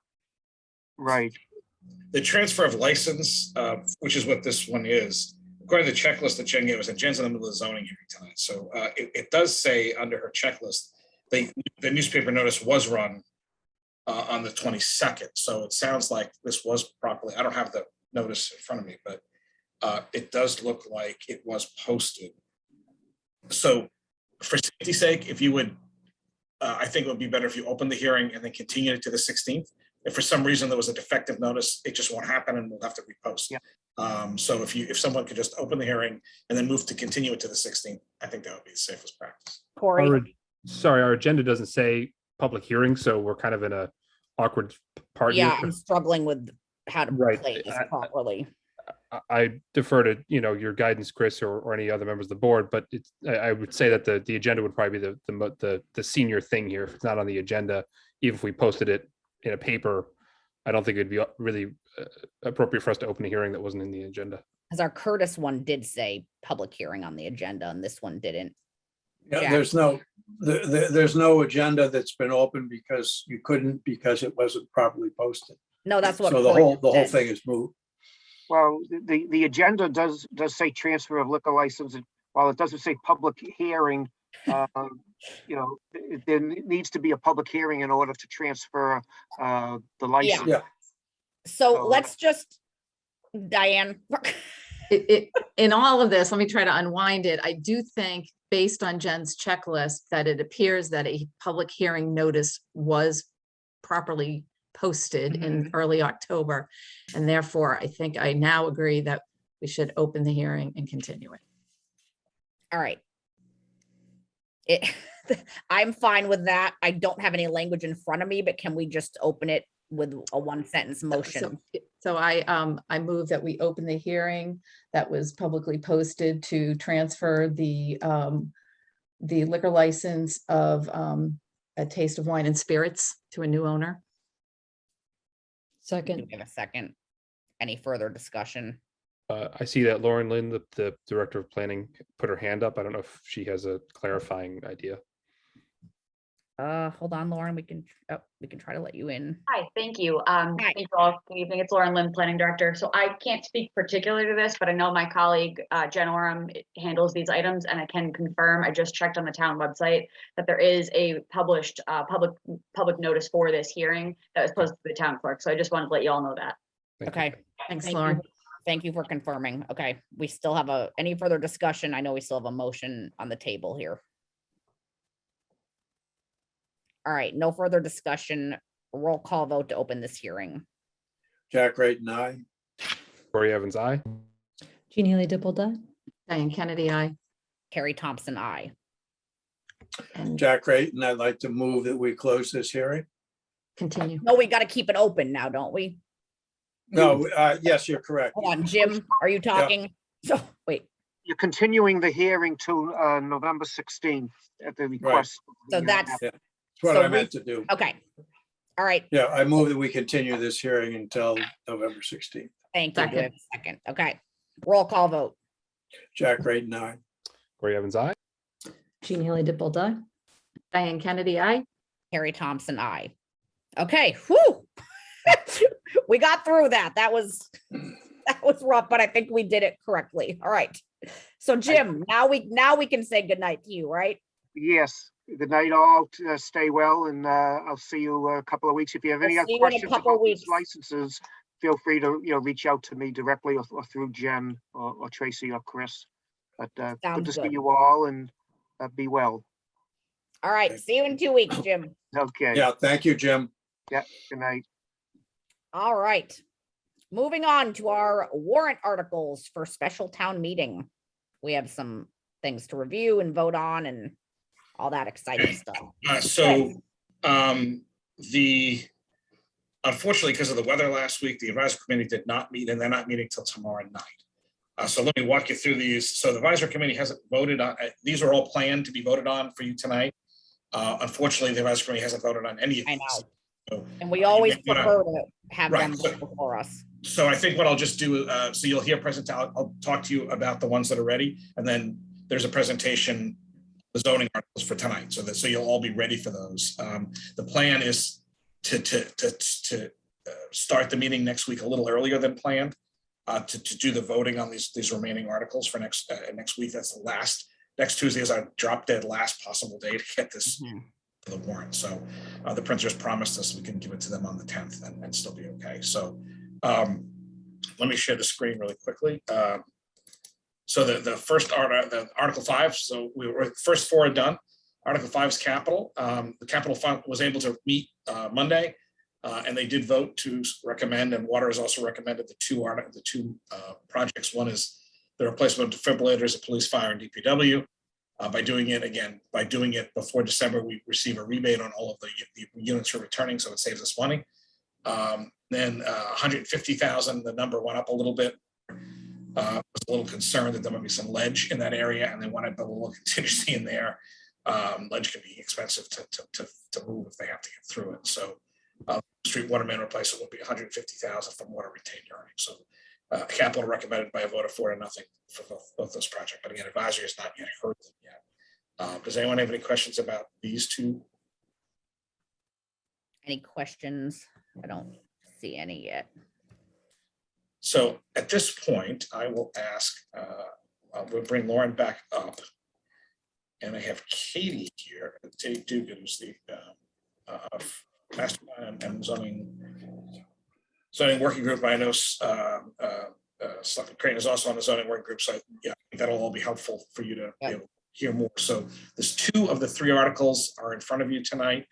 The first is changes to the residential zoning definitions, which again, Lauren will highlight and then Katie will go into more explanation. And then the second one is ledge protection, again, which Lauren will kind of give a highlight of, and Katie will explain more. Hi, Katie and Lauren. Hello, everyone. Thank you for your time tonight. So I'm just going to give you a quick overview about the process that has happened to date about the zoning articles, and then I'm going to turn it over to Katie Dugan, who's the chair of Master Plan Implementation Committee, as well as the Zoning Bylaw Working Group, which is a branch off of the MPIC. So as Chris had mentioned just a moment ago, there had previously been 3 articles that were being considered for a special town meeting. There were some informal discussions that have happened over the past several months. The Zoning Bylaw Working Group has been working extensively on several items and had brought 3 of them to planning board, first informally and then formally through a public notice and public hearing process that ensued this October. We opened the public hearings on 3 articles on October 13th, and they were continued to October 20th, at which time the planning board voted on the first article, which was for single lot exemption, to send that back to Zoning Bylaw Working Group for further study. So we're no longer considering this for this special town meeting. The second article, which is the changes to definitions, is it's really an intent to modify a couple of existing definitions as well as introduce some new ones that don't currently exist in our bylaws. The Zoning Bylaw Working Group did compare with state statutes and sort of what the standards are for these definitions, and are just trying to integrate them. And really the prime intent here is to give our zoning enforcement officer, who is also our building commissioner, John Hallen, some more tools in his toolbox when it comes to enforcing, land use and residential items that come up. The planning board voted to recommend that this move forward. It was 4 in favor, 1 opposed. The third article, which is ledge protection, is what we've also been referring to as sort of the phase 2 of land alteration. You'll remember that for annual town meeting last year, it was passed the phase 1, which was lot clearing, a tree protection bylaw. This next phase, in terms of lead protection, intends to create a special permit process to regulate some portion of open-faced ledge removal for accessory structures, things such as like a swimming pool, a shed, something that's not a primary, residential or whatever the dwelling structure may be. So that's sort of the overhaul of those views. Oh, and I'm sorry, I'll note that the planning board voted to have the third article for ledge protection move forward unanimously 5-0. So as I mentioned, that now has concluded with the planning board. The next step, we're here tonight before you, will be before the advisory committee tomorrow, and then we'll be back before you on the 9th. So you'll be seeing a lot of us. And if you have any questions for me about process, I'll pause for a moment, and then I'm going to turn it over to Katie Dugan to walk us through the sort of details about the articles. Wonderful. Thank you, Lauren. Go ahead, Katie. Okay, great. Thank you. And I have Tom Callahan also with me from the Zoning Bylaw Working Group. We're a little bit of a split squad tonight, so we don't have a quorum, but we did post as a joint meeting. So Tom and I are both here to talk to you about the work that was presented to the planning board. So Lauren, if you don't mind, Lauren or Chris sharing the presentation, that would be great.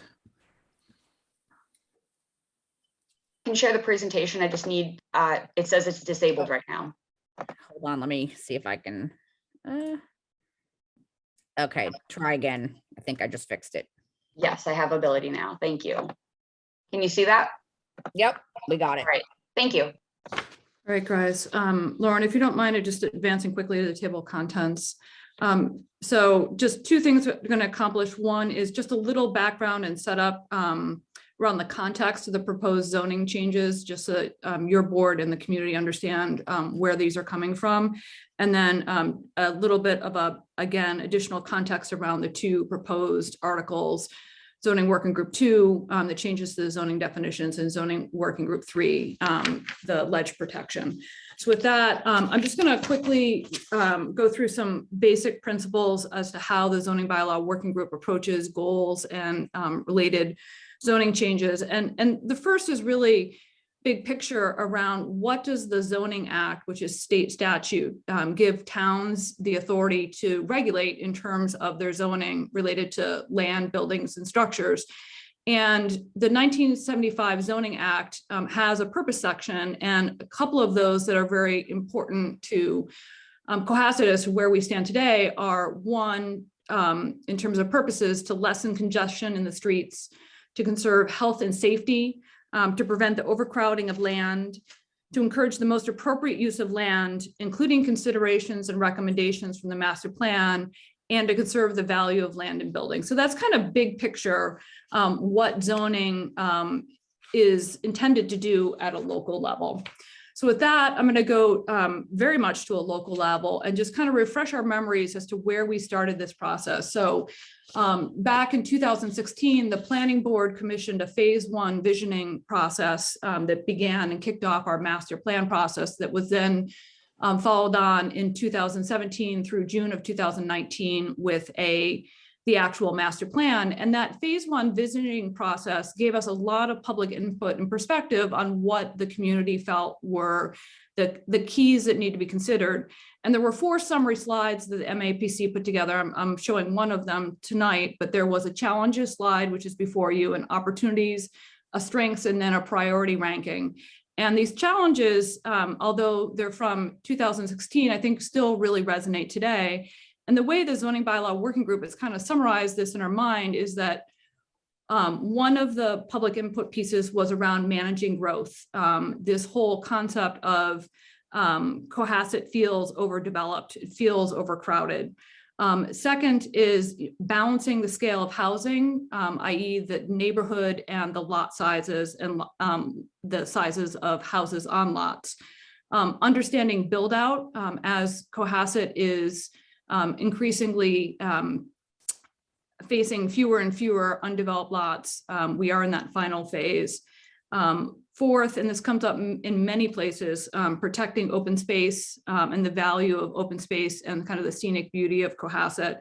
And then last but not least, promoting a range of housing types. So this is kind of the bedrock public input that the master plan process received back in 2016 that was confirmed again during the public forums that were put in place as part of the master plan process in 2017 to 2019.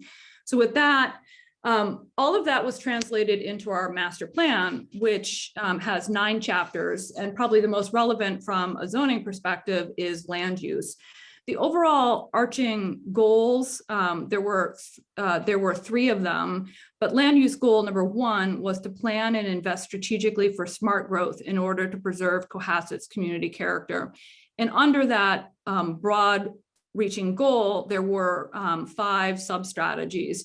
And the one that's most relevant and kind of became the charge for the zoning bylaw working group was strategy 1.4, which was to review and revise the zoning bylaw to ensure desired smart growth in the enforcement of zoning bylaws. So that's the background and sort of how we came to the place where we are actually now actively looking at reviewing our zoning bylaws and doing it on a more regular basis than we were in the past in a much more proactive manner, which is causing us to look at it not only at annual town meeting, but also at special town meeting as part of an ongoing dialogue with the community and with our boards around how do we move the master plan forward, but more importantly, how do we ensure that the goals and the input from the community that was reflected in the master plan is really being implemented. So with that, I'm going to jump, Lauren, to the first of the 2 articles. And with your permission, I'm just going to roll through the presentation and then we can go back for questions. And if people want to deep dive into the language, I'll go there. But I think it's probably better for me just to kind of get you through the background. So background to changes of zoning definitions. So one of the core principles that the zoning bylaw working group followed when developing this specific warrant article was the opportunity to bring some of the definitions related to residential zoning into harmony with state law. And one of the key things that we focused on was, actually there were two. One is the standards that the Massachusetts Supreme Judicial Court has laid out for what is considered a buildable lot. And there are actually 4 tests that they have laid out.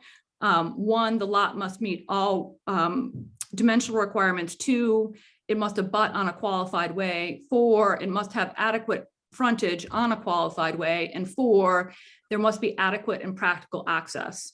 And as Lauren alluded to, what we're looking to do with this zoning bylaw is to bring some of our zoning definitions a bit closer to where state statutes have specific language, and in some cases where case law that's built up over the intervening 35 years since our last major zoning overhaul, to allow our building inspector and our zoning enforcement officer and our permitting boards the ability to sort of draw a direct line between what is a buildable lot and also what is considered adequate access. So with that, I'm going to move on to the next slide. So in terms of the research that was done by the zoning bylaw working group, we've done quite a bit of research as it relates to our residential zoning goal. And what we found is that Cohasset is not always unique, but in many cases, it is an outlier on many aspects of residential zoning dimensions and definitions. While we don't know for sure why this is true, we do know that one of the reasons that this is true is likely because it's been 35 years since we've done a comprehensive zoning redraft. Best practices based on the research we've done show that other communities update their zoning bylaws in a comprehensive manner, probably closer to once a decade instead of multiple decades. In the work that we've done to kind of benchmark where is Cohasset as it relates to its residential zoning, we've looked at 24 towns plus Cohasset, and we've benchmarked them not only based on residential zoning definitions, but also based on sort of 6 key dimensional categories, which I've listed out below. In addition to that work, the zoning bylaw working group has also spent time benchmarking adequate access. This is a concept that's not in state statutes, but is clearly articulated in case law. And in many cases, there are research and papers that are produced by the state, which help guide communities and guide planning boards around how to think about this. And in particular, we had focused on 2 towns in terms of their approaches, in terms of regulating adequate access. One being Plymouth, where they've taken the approach of actually putting into their bylaws specific standards for private ways that are not governed under subdivision control bylaw. And then Wellesley, who has chosen a slightly different approach, which is putting in place a couple terms in their bylaws in terms of definitions, but then chosen to regulate adequate access through rules and regulations, which are the purview of the planning board to put in place. So this is the background that sort of the zoning bylaw working group did in order to come up with the recommendations for the article that's in front of you tonight. I'm going to flip to the next slide, and this is just kind of a visual to kind of lay out the article itself. The article itself is a combination of 10 definitions, 4 of which are revised definitions: frontage, street/way, lot, and common driveway, and 6 new definitions: parcel, buildable lot, legal frontage, qualified way, non-qualified way, and adequate access. And the ones that are encircled in the blue box basically encompass what from a state perspective would be considered a parcel. And the ones that are in the orange box help us define what is considered a lot or a buildable lot.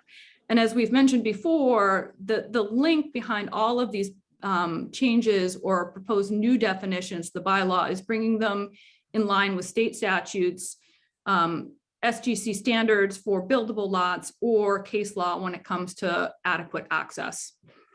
So why, let's go to the next slide, Lauren. So why are we proposing changes to our zoning definitions? So we're doing this to ensure that future development of buildable lots complies with state law and case law. We're doing this so that the definitional changes that we're proposing can help the planning board, the ZBA, and the town's building inspector in the review and approval process of the work that they do around building permits, A&R, special permits, site plans, and other definitive plans.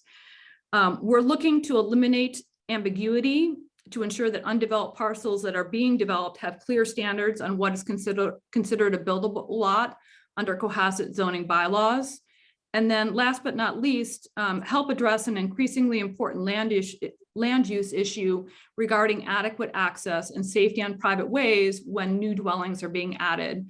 And to make clear in the bylaws that the planning board has the ability, so they choose to regulate common driveways, which they already do, or in the case of private ways, put in place regulations related to dimension and construction if they desire. So that is the rationale for the zoning changes in zoning working group 2. I'm now going to jump to ledge protection, which is zoning working group 3. And Lauren, if you don't mind going to the next slide. Again, the zoning bylaw working group started with analysis, and as promised, as part of the land alteration bylaw passed at annual town meeting, we've gone back and we've looked at 8 examples of development or potential development in town where exposed ledge removal was considered an issue by the community. In addition, with the help of town council, we've also gone back and reviewed where the power for the town to actually regulate this comes from. And as we've noted here, it comes from Mass General Law 40, Section 2117, which allows towns to, for their own welfare, under Section 17, regulate the removal of soil, loam, sand, and or gravel from land not in public use. So that in combination with the next slide, Lauren, with the help of new town council, we were actually able to identify 2 towns who were able to successfully pass bylaws that regulated exposed ledge. And in contrast to where we were at annual town meeting, we hadn't been able to identify any of those towns that had successfully figured out ways and passed state attorney general review. And so we did a deep dive in looking at both Manchester by the Sea, but also Rockport's bylaws, which regulated exposed ledge. And what we found is that in both these cases, they actually used an approach related to quantity. We also found that they were very clear in their regulations and bylaws about making sure that exempt activities included authorized structures or buildings versus just an overall blanket denial of removal of exposed ledge. They were carefully crafted. And so we reviewed both of these. So if you don't mind going to the next slide, this is the rationale that we came up with for zoning working group 3 ledge protection. First and foremost, that we have the right under state law to regulate earth and removal of earthen materials. 2, exposed ledge is a unique and defining topographical feature. This is something we've known all along, but again, has been confirmed, especially by the input at the annual town meeting process. This is something that the community would like to see additional regulation around. 3rd, this is a follow-up on the promise we made to further research this.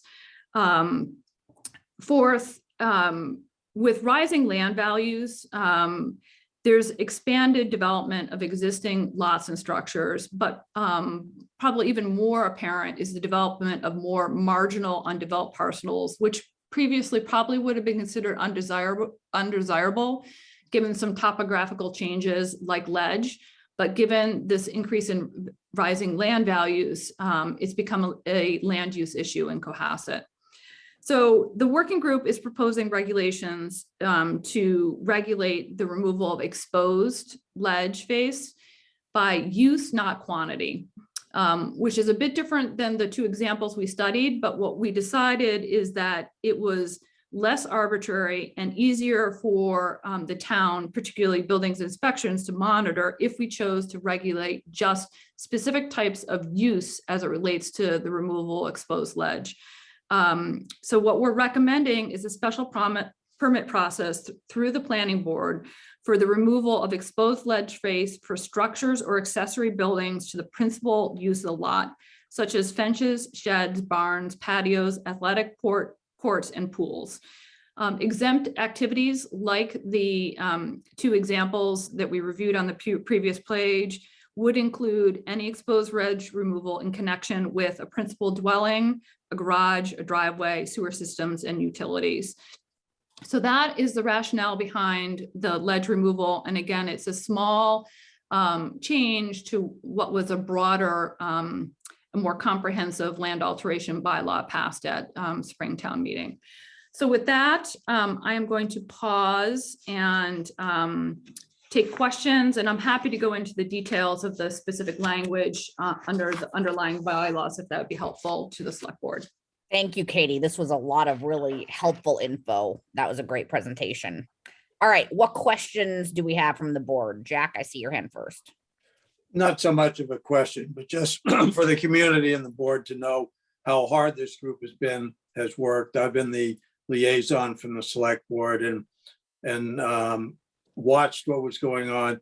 Very in-depth discussion, very deep concern for the town. And I really think that we owe this group a deep debt of gratitude for the work that they've done. And the work product, I think, will make Cohasset a much better town. Thank you. Thank you. And especially comparing this to other towns that are struggling with other related issues. Katie, that was really helpful getting a viewpoint on that. It really shows that you all have done the research. All right, Diane and then Corey. Agreed. Thank you, everybody. And thanks for listening to the community, which feels like we are being overdeveloped and taking, I think, some prudent steps forward. I just have a question, which might be a definitional question, but it's on the ledge bylaw. And just in terms of, is there a defined what an actual garage is? I mean, do we see accessory buildings like a pool house or something being, snuck in as a garage because that activity is exempt? Yeah. Sorry, Diane. Yeah, that's a really good question.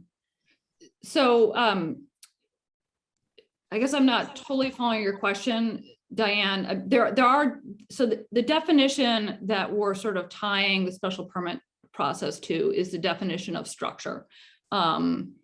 And the reason that we chose structure as the use is the use case for the special permit process is that it does not include in the definition the primary dwelling. And so what we're, I guess, better said, we're trying to carve out from the special permit process any activities that would cover the primary dwelling and anything that's necessary for the primary dwelling, like parking in a garage or a driveway, i.e. access to that primary dwelling, or utilities for that primary dwelling.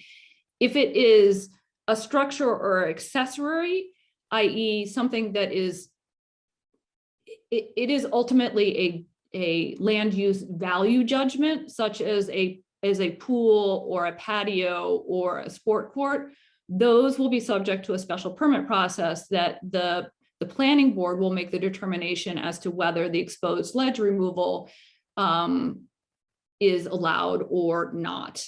So again, we're ultimately in all of these ledge removal bylaws, the two that we've looked at and all the discussions, it is a value judgment being made by the community. And we chose to make a value judgment based on use case versus quantity. Because to be honest, the quantity conversation gets to feel arbitrary really fast. Yeah. And then you start to get questions like, is our building inspector really going to go around and measure, are there 300 yards or 12 inches or so?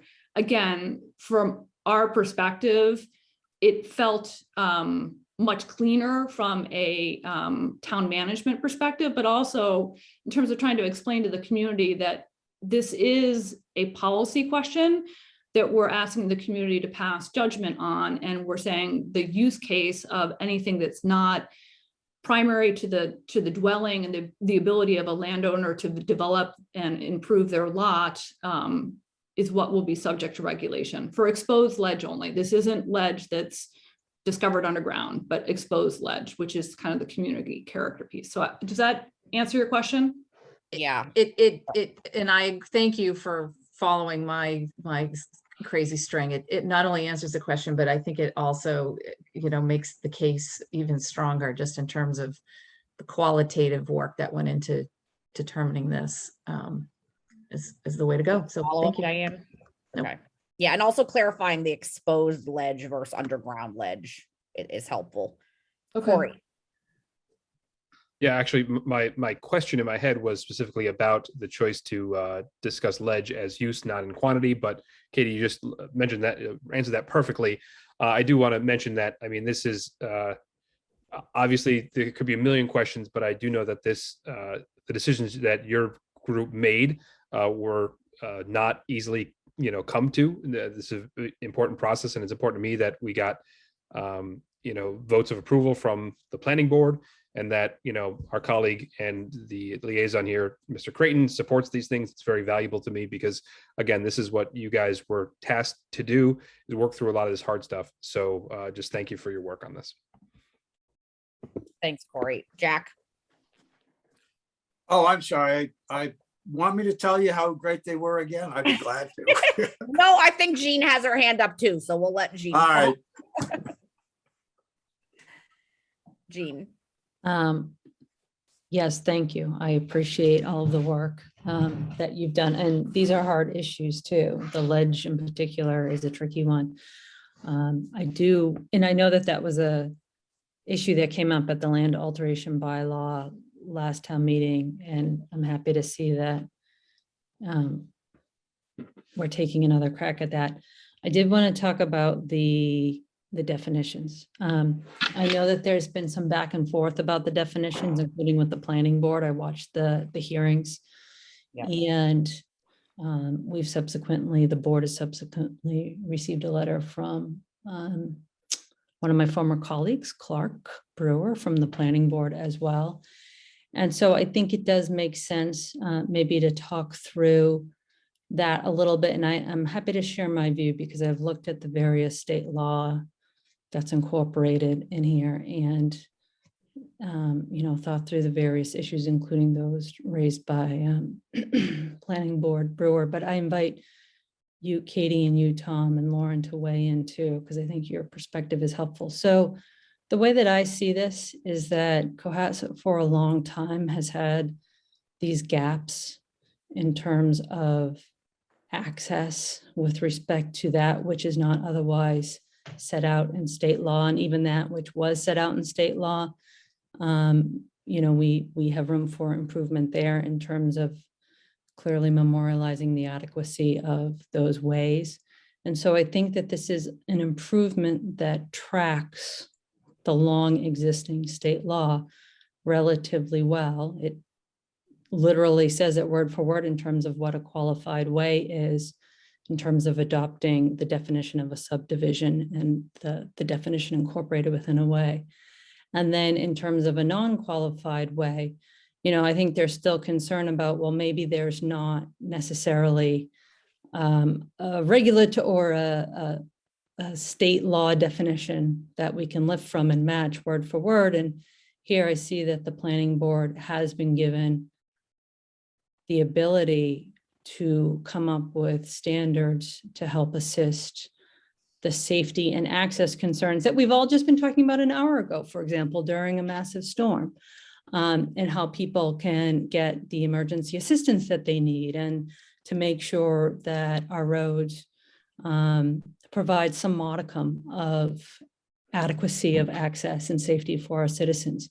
And so I think this does a good job, including with the new definitions, of tracking long existing state definitions And with respect to private ways, I think it gives still the planning board a lot of room to adhere to, you know, some basic definitions, including trying to find the gap between, and Katie, you and I talked about this, the gap between what a common driveway is, which is 24 feet, I think, in width, and then the more comprehensive subdivision road that has a lot of engineering that comes along with it.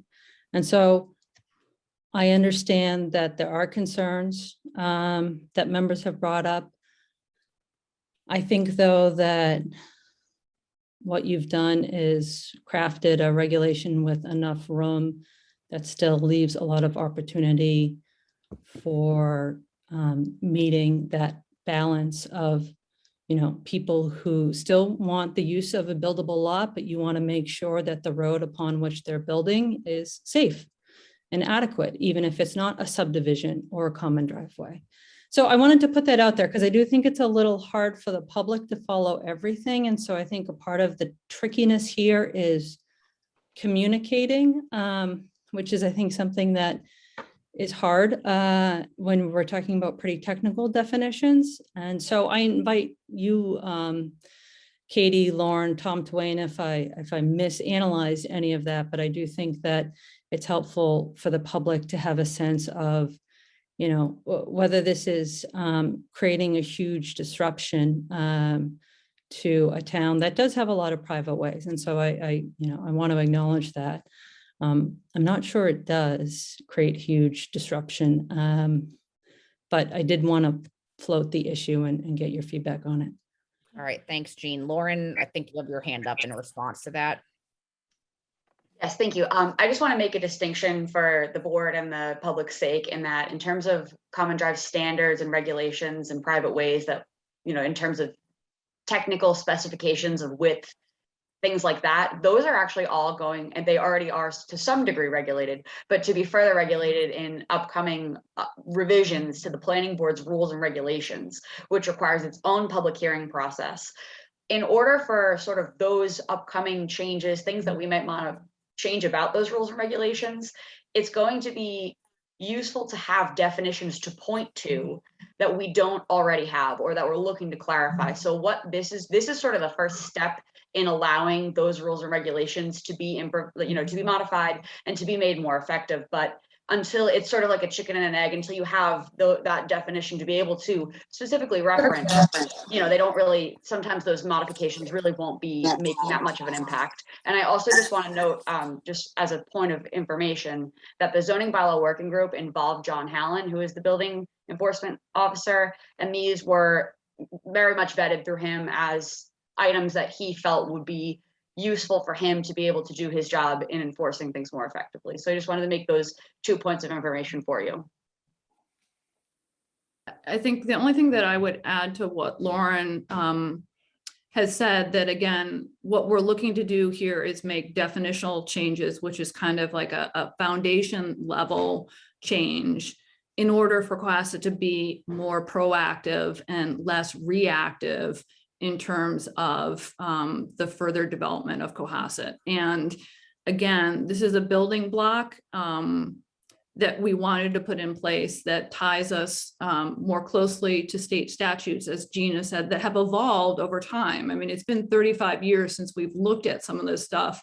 And now, and in that time, we've also experienced kind of I think a seismic shift in terms of the qualitative types of land development that we're seeing.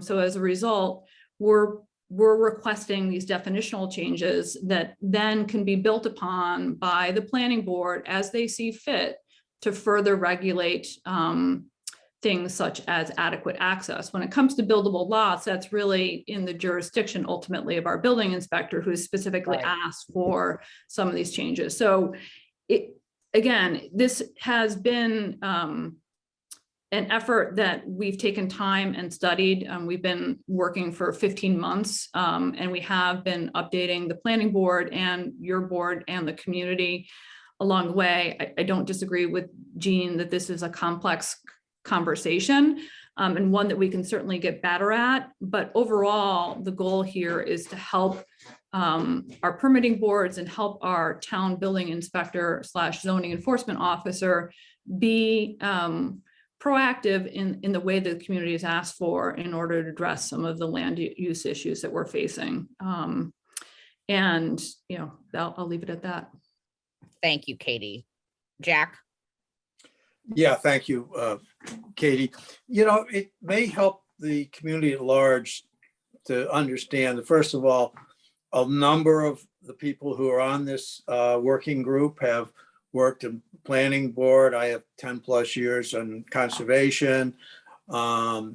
Woody Chittick on zoning, who knows zoning better than Woody, and all this distillation of knowledge gained from actual experience in trying to keep Cohasset the special community that it is, see firsthand what the problems are and the unintended consequences of having a little kind of driveway become a way, and then there's 7 houses off there, and there's no drainage, no way for the fire engines to get there. And as we move forward to dealing this, we also have to keep in mind the special character of Cohasset. So a lot of what we've been doing is fundamental and foundational work that does understanding what you mean by that term. So our building commissioners can say, you can do that with this because there's a meaning attached to it. It also helps to do what citizens all across the town, I don't care where you come from, on any particular issue, on, you know, conserving Cohasset's character, everybody agrees on that. And this is a welcome first step. It's a lot of work going into it. And anybody in the community who'd like to further give me a call, I'll take some heat off of Katie, or maybe I'll have you call Tom Callahan. I don't know. But we're here for you, but it's a great plan. And I'm very proud of the work product. And I guess the only other thing I would mention is that this is part, as Jean, you've alluded to, kind of an ongoing process, and one that we hope will be part of a broader comprehensive redraft, which is up for discussion next week with a bunch of boards, and then for further funding at special town meetings. So we hope to get better at this and have more community involvement in public forums around where we take this next. Yes, all are welcome to our meeting next Tuesday, obviously, to keep discussing this. It is really important. And Tom Callahan's telephone number is? Not giving it out. All right. Any more questions on this? I know this is a lot of information to digest, and we're all trying to do our best to understand it as much as we can. There have been a lot of years put into this, and months and meetings and. Okay. Thank you all so much for this update. It was really helpful. Okay, and I guess we will go to advisory tomorrow night and get their input and votes, and then we'll be back to you for your final votes on the 9th. So thank you for listening. We're not, yes.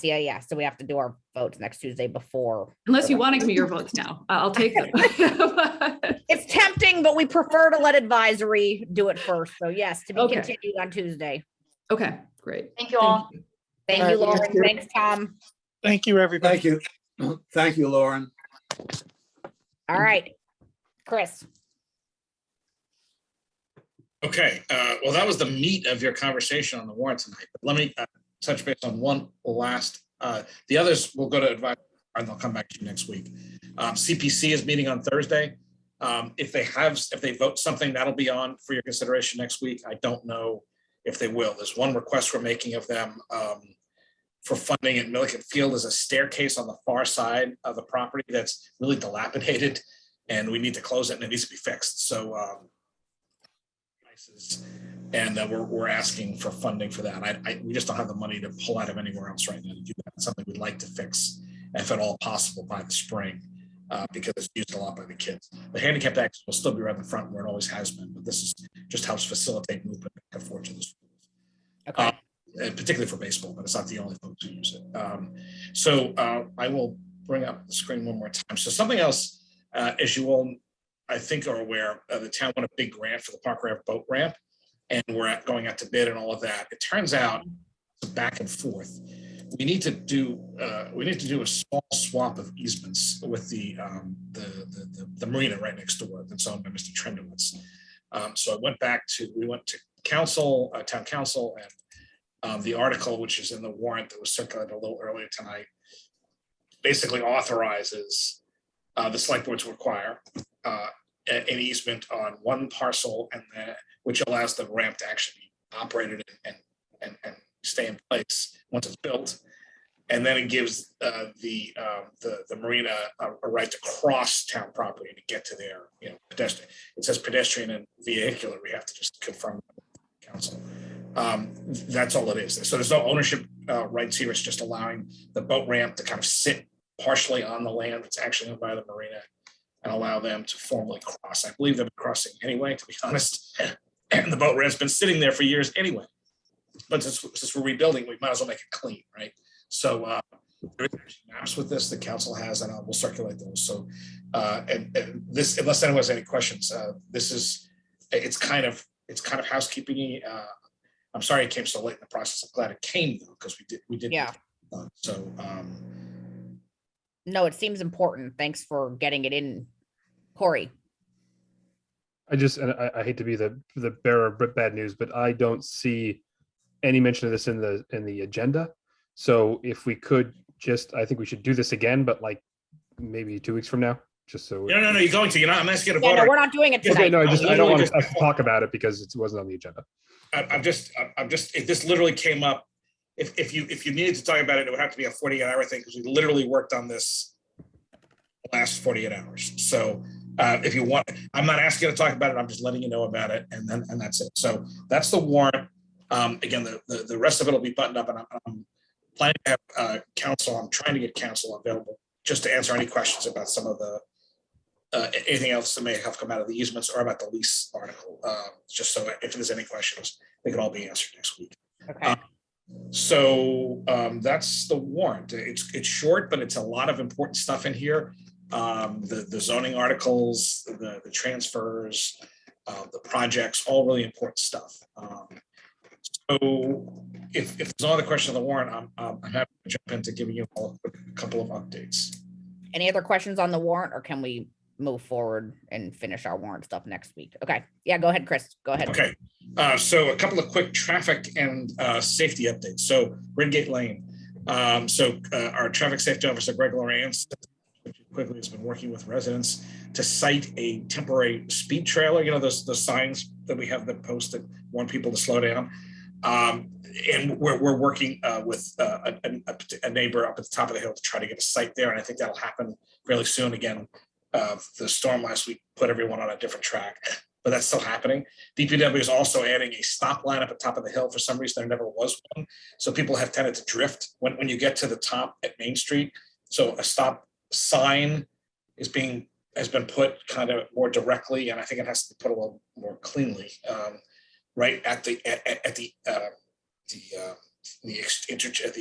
corner there, and then a stop line right on Redgate to have people stop. I've also talked to Brian Joyce about possibly adding a crosswalk, just another visual, because kids do walk and ride there. It's close to you got the Little League fields, you got the pool, and then it's close enough to the schools that people walk and ride there too. As an extra visual to remind people, hey, be careful, watch out. Theoretically, any intersection like that with a stop sign is theoretically a public crosswalk anyway, but I think it's a good idea to visualize it and have it just more attentive. If the speeding, if the flashing temporary sign doesn't work, we're actually looking to install potentially some permanent ones. We were doing that on Forest, and the pandemic, the storm came. We have a couple more potentially on order. I think we just want a grant to get a couple more of those little ones, like you see on Sawyer Street, that warn people slow down. And we might try to add one of those to Redgate if this all works. So that's the quick update on that. And I see these questions.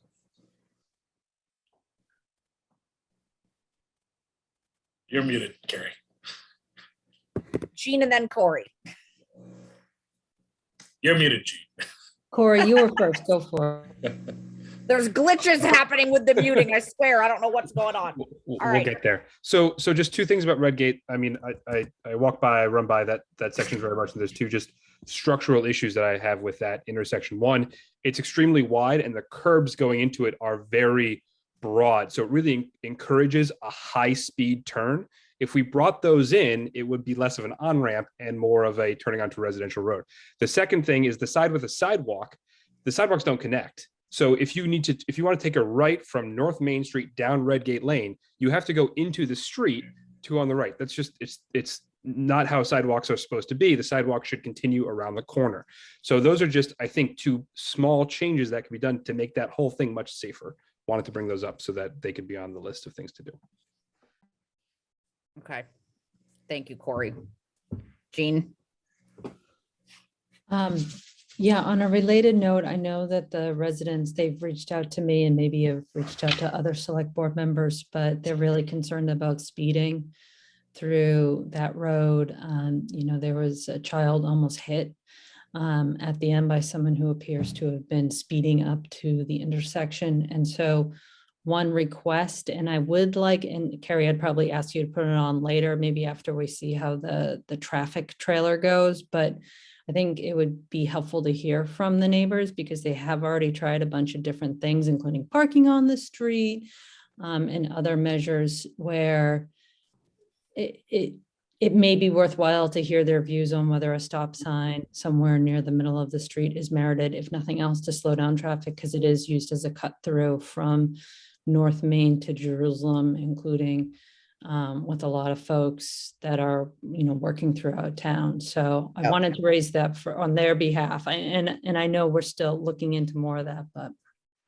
No, I agree, Jean. I think we have to keep talking about it and let's see how this speed sign helps or maybe informs us on this issue. And then possibly we can talk about a stop sign as being an option if people want that.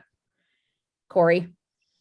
I just want to just clarify that. I mean, the issue really is coming out of Redgate, and then when you go onto North Main Street, I mean, you as a car driver, obviously, you're trying to take a right or you're looking left, and then someone's coming out from the right. So, I mean, we could put a stop sign or a speed limit, but it's not really, I mean, obviously speeding on that street's an issue, but the safety concern really is people encroaching past the stop line and not seeing a pedestrian. So I just, to Jean's point, I want to be sure that what we're doing is actually addressing the dangerousness of that intersection, not just kind of doing security theater here. Security theater, I like that phrase. I stole that from someone else. I should do that. That's a good phrase. Jean? Yeah, and I'm sorry, Corey, I should have clarified. I agree with you. That's one issue. I think there's another issue going on through the actual street where there's a lot of speeding happening, and it's a heavily it's a neighborhood with a lot of children in it that are sort of close to the road. And so I think we have two issues going on, the intersection at the top and then the speeding throughout in order to get to the intersection. So just to clarify. It does seem like there might be more than one issue. So again, we need to keep our eye on this and keep talking about it. Russ, I saw you had your hand up. I'm not sure if it's on this particular issue, but we promoted you in here if you have a comment.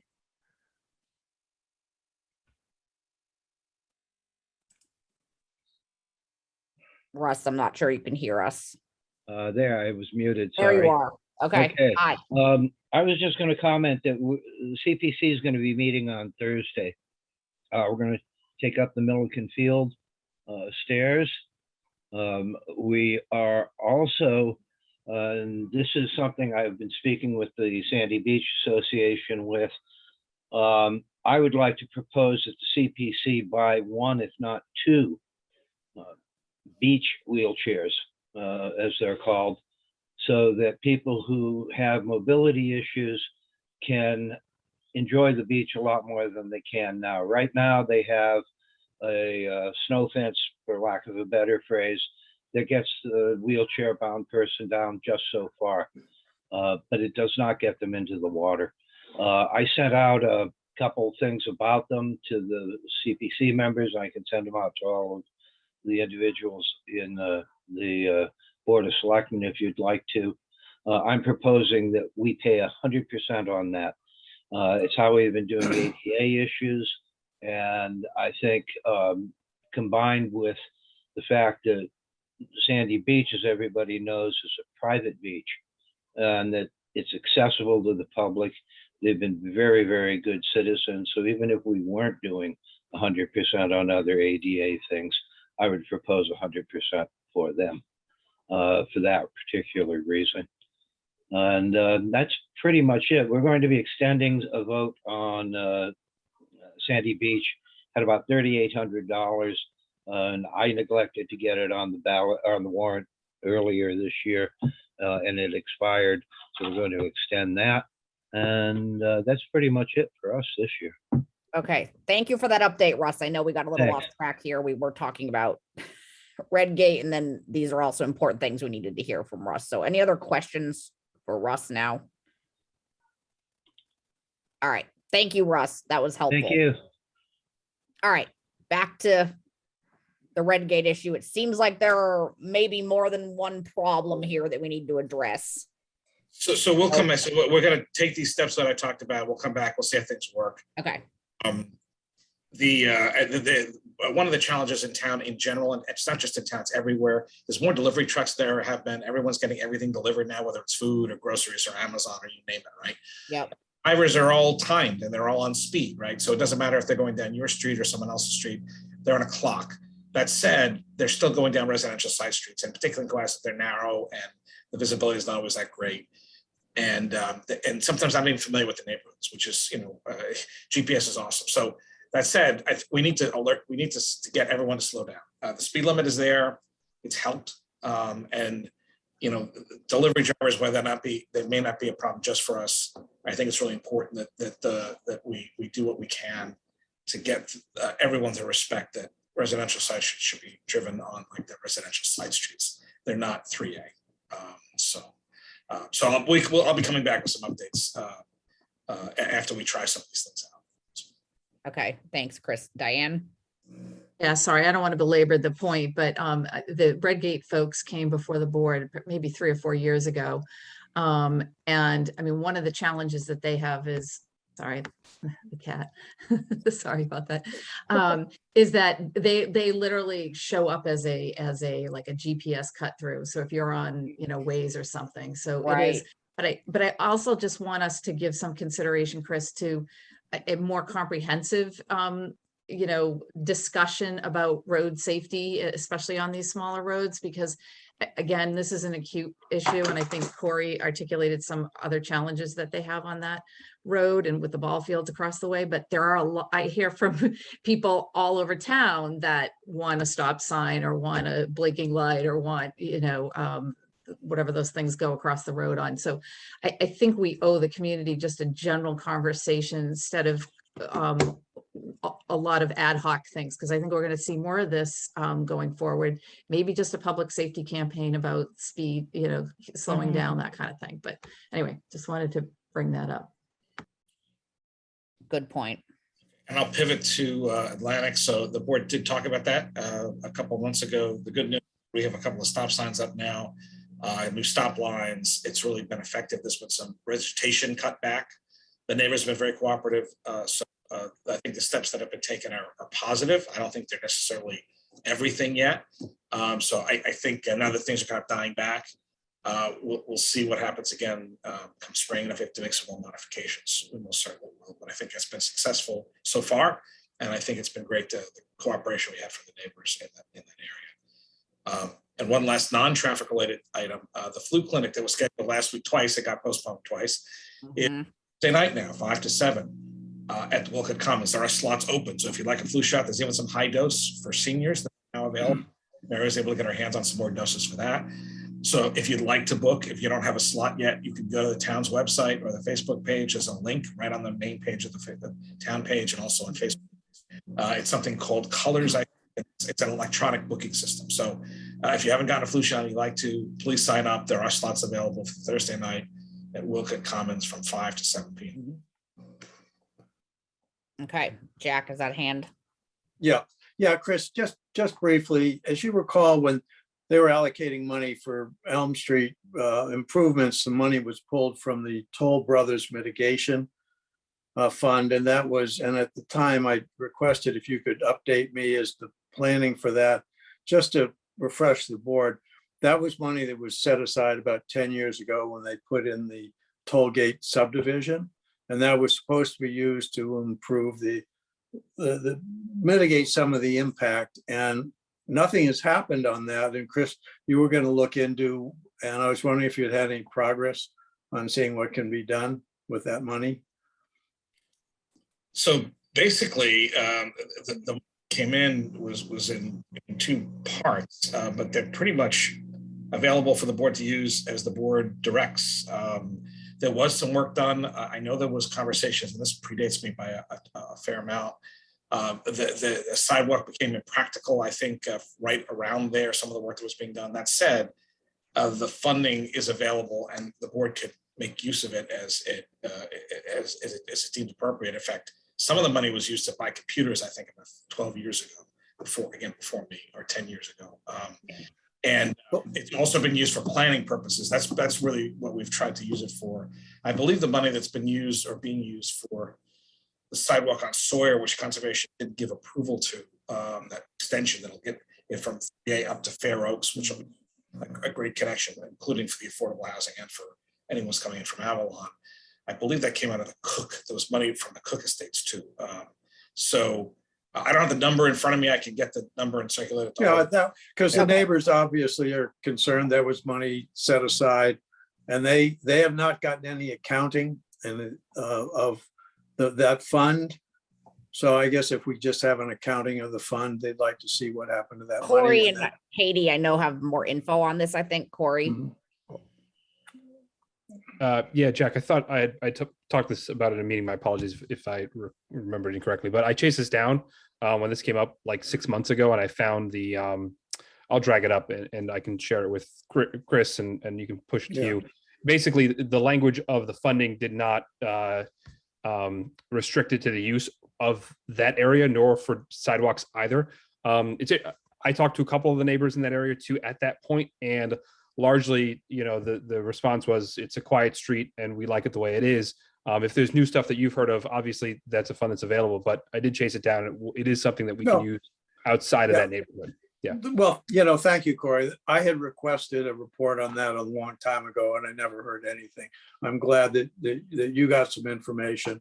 Yeah, I'll share it with you. Nope. Okay. I'll ask Chris. And anyway, I just wanted to follow up on an old request. All right. Thank you for sharing that info, Corey. Anything else, Chris? All right. We can move into select board comments, and I actually have one that kind of also counts as a topic not reasonably anticipated. All of you should have gotten an email invitation to meet the Irish ambassador on Sunday. He is coming to visit our town and Scituate and some of the South Shore. We just found out about this yesterday, but it has to do with the South Shore Irish Heritage Trail Committee. They are bringing him in. I think he's here for other reasons too, but there is a chance to meet him on Sunday. We also have been asked to do a proclamation welcoming him. I just saw the draft that Scituate is doing for a proclamation, and it's hard to compete with them. So we got to do as good of a proclamation for him. But we don't have the wording yet just because we got word of this today. So I'm hoping that we can make a motion that you're all okay with us giving him a proclamation. We can have the wording done in a couple days for everyone to sign sometime before Sunday, if that's okay. But we don't have the wording, but it will just be a ceremonial proclamation welcoming him. His name is Dan Mulhall. I move that the Cohasset Select Board issue an appropriate proclamation for the Irish ambassador. Said proclamation to be given to the chair for final editing and approval. Thank you, Jack. Do we have a second? Second. Good motion. Okay. Any further discussion? Great. Roll call vote. Jack. Jack Creighton, aye. Corey Evans, aye. Jean Haley Dipple, aye. Diane Kennedy, aye. Carrie Thompson, aye. Okay, wonderful. That is all I have. Who else wants to go? Let's see, we can do Diane, Corey, Jack, and Jean. Just really quickly, again, thanks to everybody who put up with, worked extra hard, challenged themselves over the last couple of days, especially our emergency management team in town and Elder Affairs, DPW, et cetera. And on that topic, I know Tanya Bodell sent an email out, but if people do have photos of their yard, also some of, maybe the food that they had to throw away, et cetera, send it to Tanya. It's just a good way to catalog some of the impact that loss of electricity causes and what a backup avoid. Yeah. I know, sorry, I got a tail going across, so I'm done. Thank you. Those are good pictures and videos to document if people have. All right, Corey. So a veteran resident in town reached out to me to inform me of a campaign that I actually hadn't heard about before called Green Light a Vet. That is it's an effort for residents or towns to put a green light on their porch or some outside thing as a show of appreciation for veterans, a lot of whom are coming home. So I just wanted to share that with the community as something, if you have the ability to have a green light, if you got like one of those LED changing bulbs. Veterans Day is November 11th, next Thursday. So I encourage all of you to participate in this. It's just a small thing. And, based on the discussion I had, it really matters. So, anything you can do would be greatly appreciated on that front. Is there more info to check that out, Corey, a website or social I can media? send it around if you want. You can also just contact Veterans Affairs. I did talk to people over there about the campaign. So, because I hadn't heard of it either, but it came from somebody who's a well-respected veteran in town originally. So, Yeah, please send that out. All right, Jack. I think we need a proclamation for Veterans Day. So I'd like to move that the Cohasset Select Board authorize preparation and proclamation of a proclamation saluting our veterans and thanking them. Great. And we can actually have that by next Tuesday because we have our meeting next Tuesday. Okay. We can sign it then. Okay. Sure. Yeah. Do we have a second? I'll second that. Great. All right. Roll call vote. Jack Creighton, aye. Corey Evans, aye. Jeannie Haley Dipple Diane Kennedy, aye. Harry Thompson, aye. Yeah, and Carrie, I would just like to also add, as we look at all the things that have happened, this might be a time to forward think a little bit. I think, the idea that we have ironclad resiliency on wireless cell phone needs to be done. And the other thing is that I think we should start considering how to put our utility lines underground. When you think of, we had issues getting power to Cohasset. We only have 4 lines coming in, and we will have some resiliency in some of the batteries and the solar fields. But one of our major problems is tree limbs falling. And they fall and they take the wires down. So we should consider how we start moving forward. It will be long-term, it will be expensive, but ultimately putting utilities underground is what's going to make sense in the long term. And I'm not saying that we spend the money now, but I think I'm putting it on the radar screen for consideration. Yep. Yeah. These are all just, go ahead, Corey. Jack, do you mind I know it's on people's mind, but the numbers that National Grid quoted us was $6 million a mile plus $10,000 per household. So when you're doing this math in your head, I know. add up those That's zeros. why I say we need to, you phase it in, but we need to figure out, it's a long, long walk. But I think we need to start looking with that walk. I agree. And it brings us back to the power of municipal utilities. And you're right. We need to keep talking about that. Mhm. And Corey, you got plenty of money. You paying the $6 million for your mile. Like Dino Nuggets I can sell online. I'll give $6 for my mile. And Just a town GoFundMe for our power lines. I got it. All right, Jean. So I do think that we need to revisit our communications goal. I feel that's a thread of everything that we talk about in terms of how we can effectively get information out the door to our residents, but also figure out of all this array of different, options of things that we can do or, want to do, where the priorities are ultimately and how we manage all those varying priorities, because we will have to, pick at the end of the day. And so I think I'd ask for us to figure out a way to focus on that. And that doesn't necessarily mean making decisions on what those goals are. Just, again, having a more in-depth discussion, disciplined discussion about the process that we set up maybe and how we do inbound, outbound communication.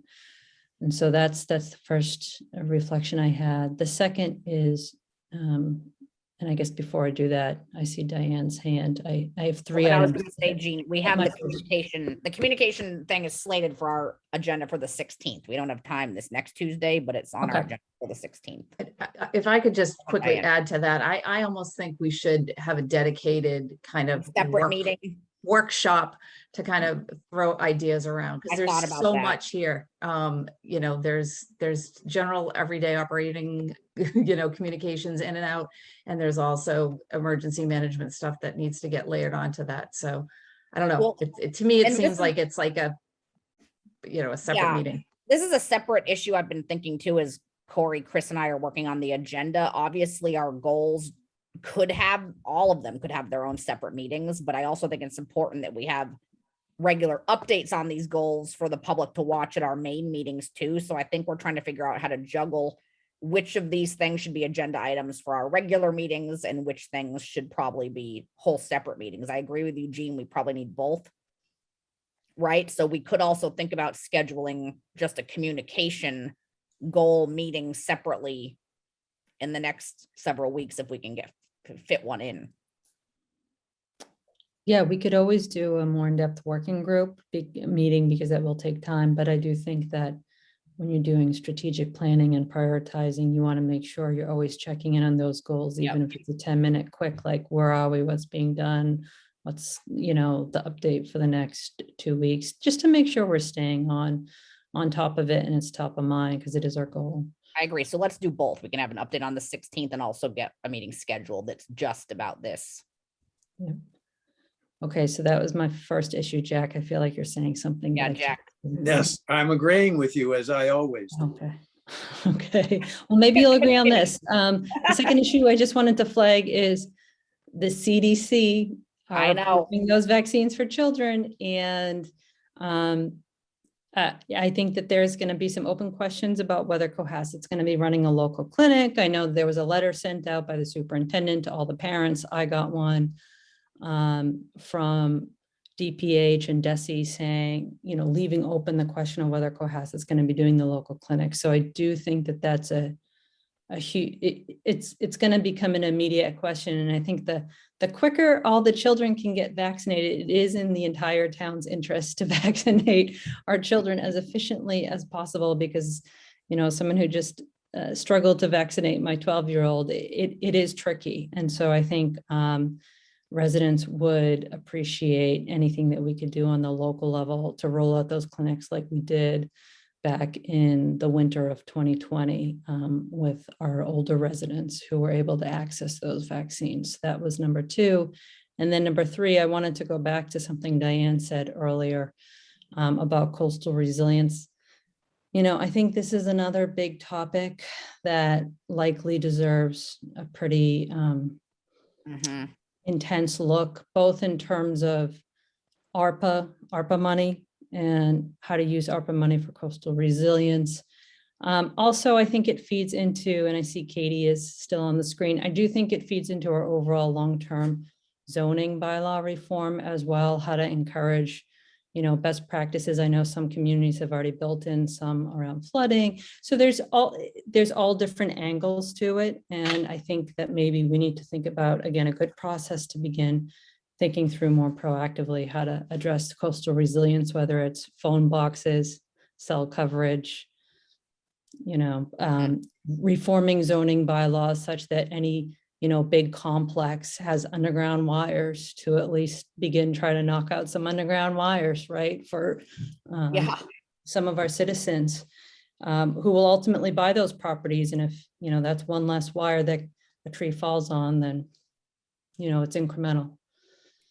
But you're right, if the wires are gonna get flooded, that's gonna be a problem putting them underground. No, I agree. This is all part of the bigger discussion. Well, FEMA's going to begin I know. remapping flood zones. So I Yep. think we have to take it seriously because we have a lot of Yeah. interesting topography within Cohasset. So Yeah, no, and the whole overall infrastructure and possible money coming in for that is also, this is really timely. In terms of the vaccine clinic, Gene, I think it's a great idea. I think we need to figure out what's in terms of logistics, if we're going to be able to get the supplies. No. I know for kids, I think it's only going to be Pfizer, but also do we have the ability to have that vaccine, on one of our properties? So I think that we need to look into that and talk to obviously our health agent and health nurse and all that stuff. Okay.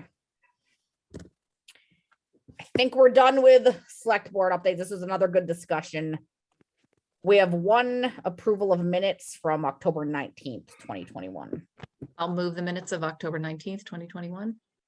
I'd We have a second. All right, roll call vote, starting with Jack. Abstain. Ray Evans, aye.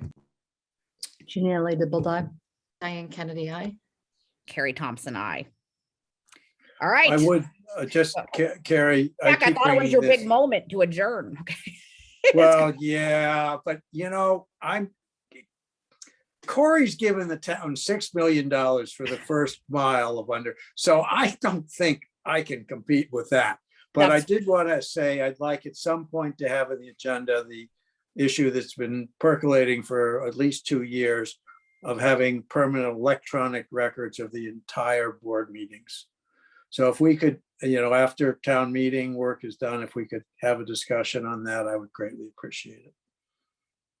Okay. Come on, Corey, you spent the $6 million. Now you get to say. But it stopped at my house. That was the. Someone that was make the it thing, stop. so- Sorry, buddy. You're in the dark still. We got Motion to election adjourn. results to watch. Okay, we have a motion. Second, to adjourn. We second. have a second. All right, roll call vote. Jack Creighton, aye. Corey Evans, aye. Janelle Dibble. Diane Kennedy, aye. Carrie Thompson, aye. All right, we are adjourned. Good night, I'll everybody. see everyone in person. Well, I'll see everyone possibly this weekend, but in person on Tuesday. Well, all of Cohasset, remember, you're in good hands, I hope.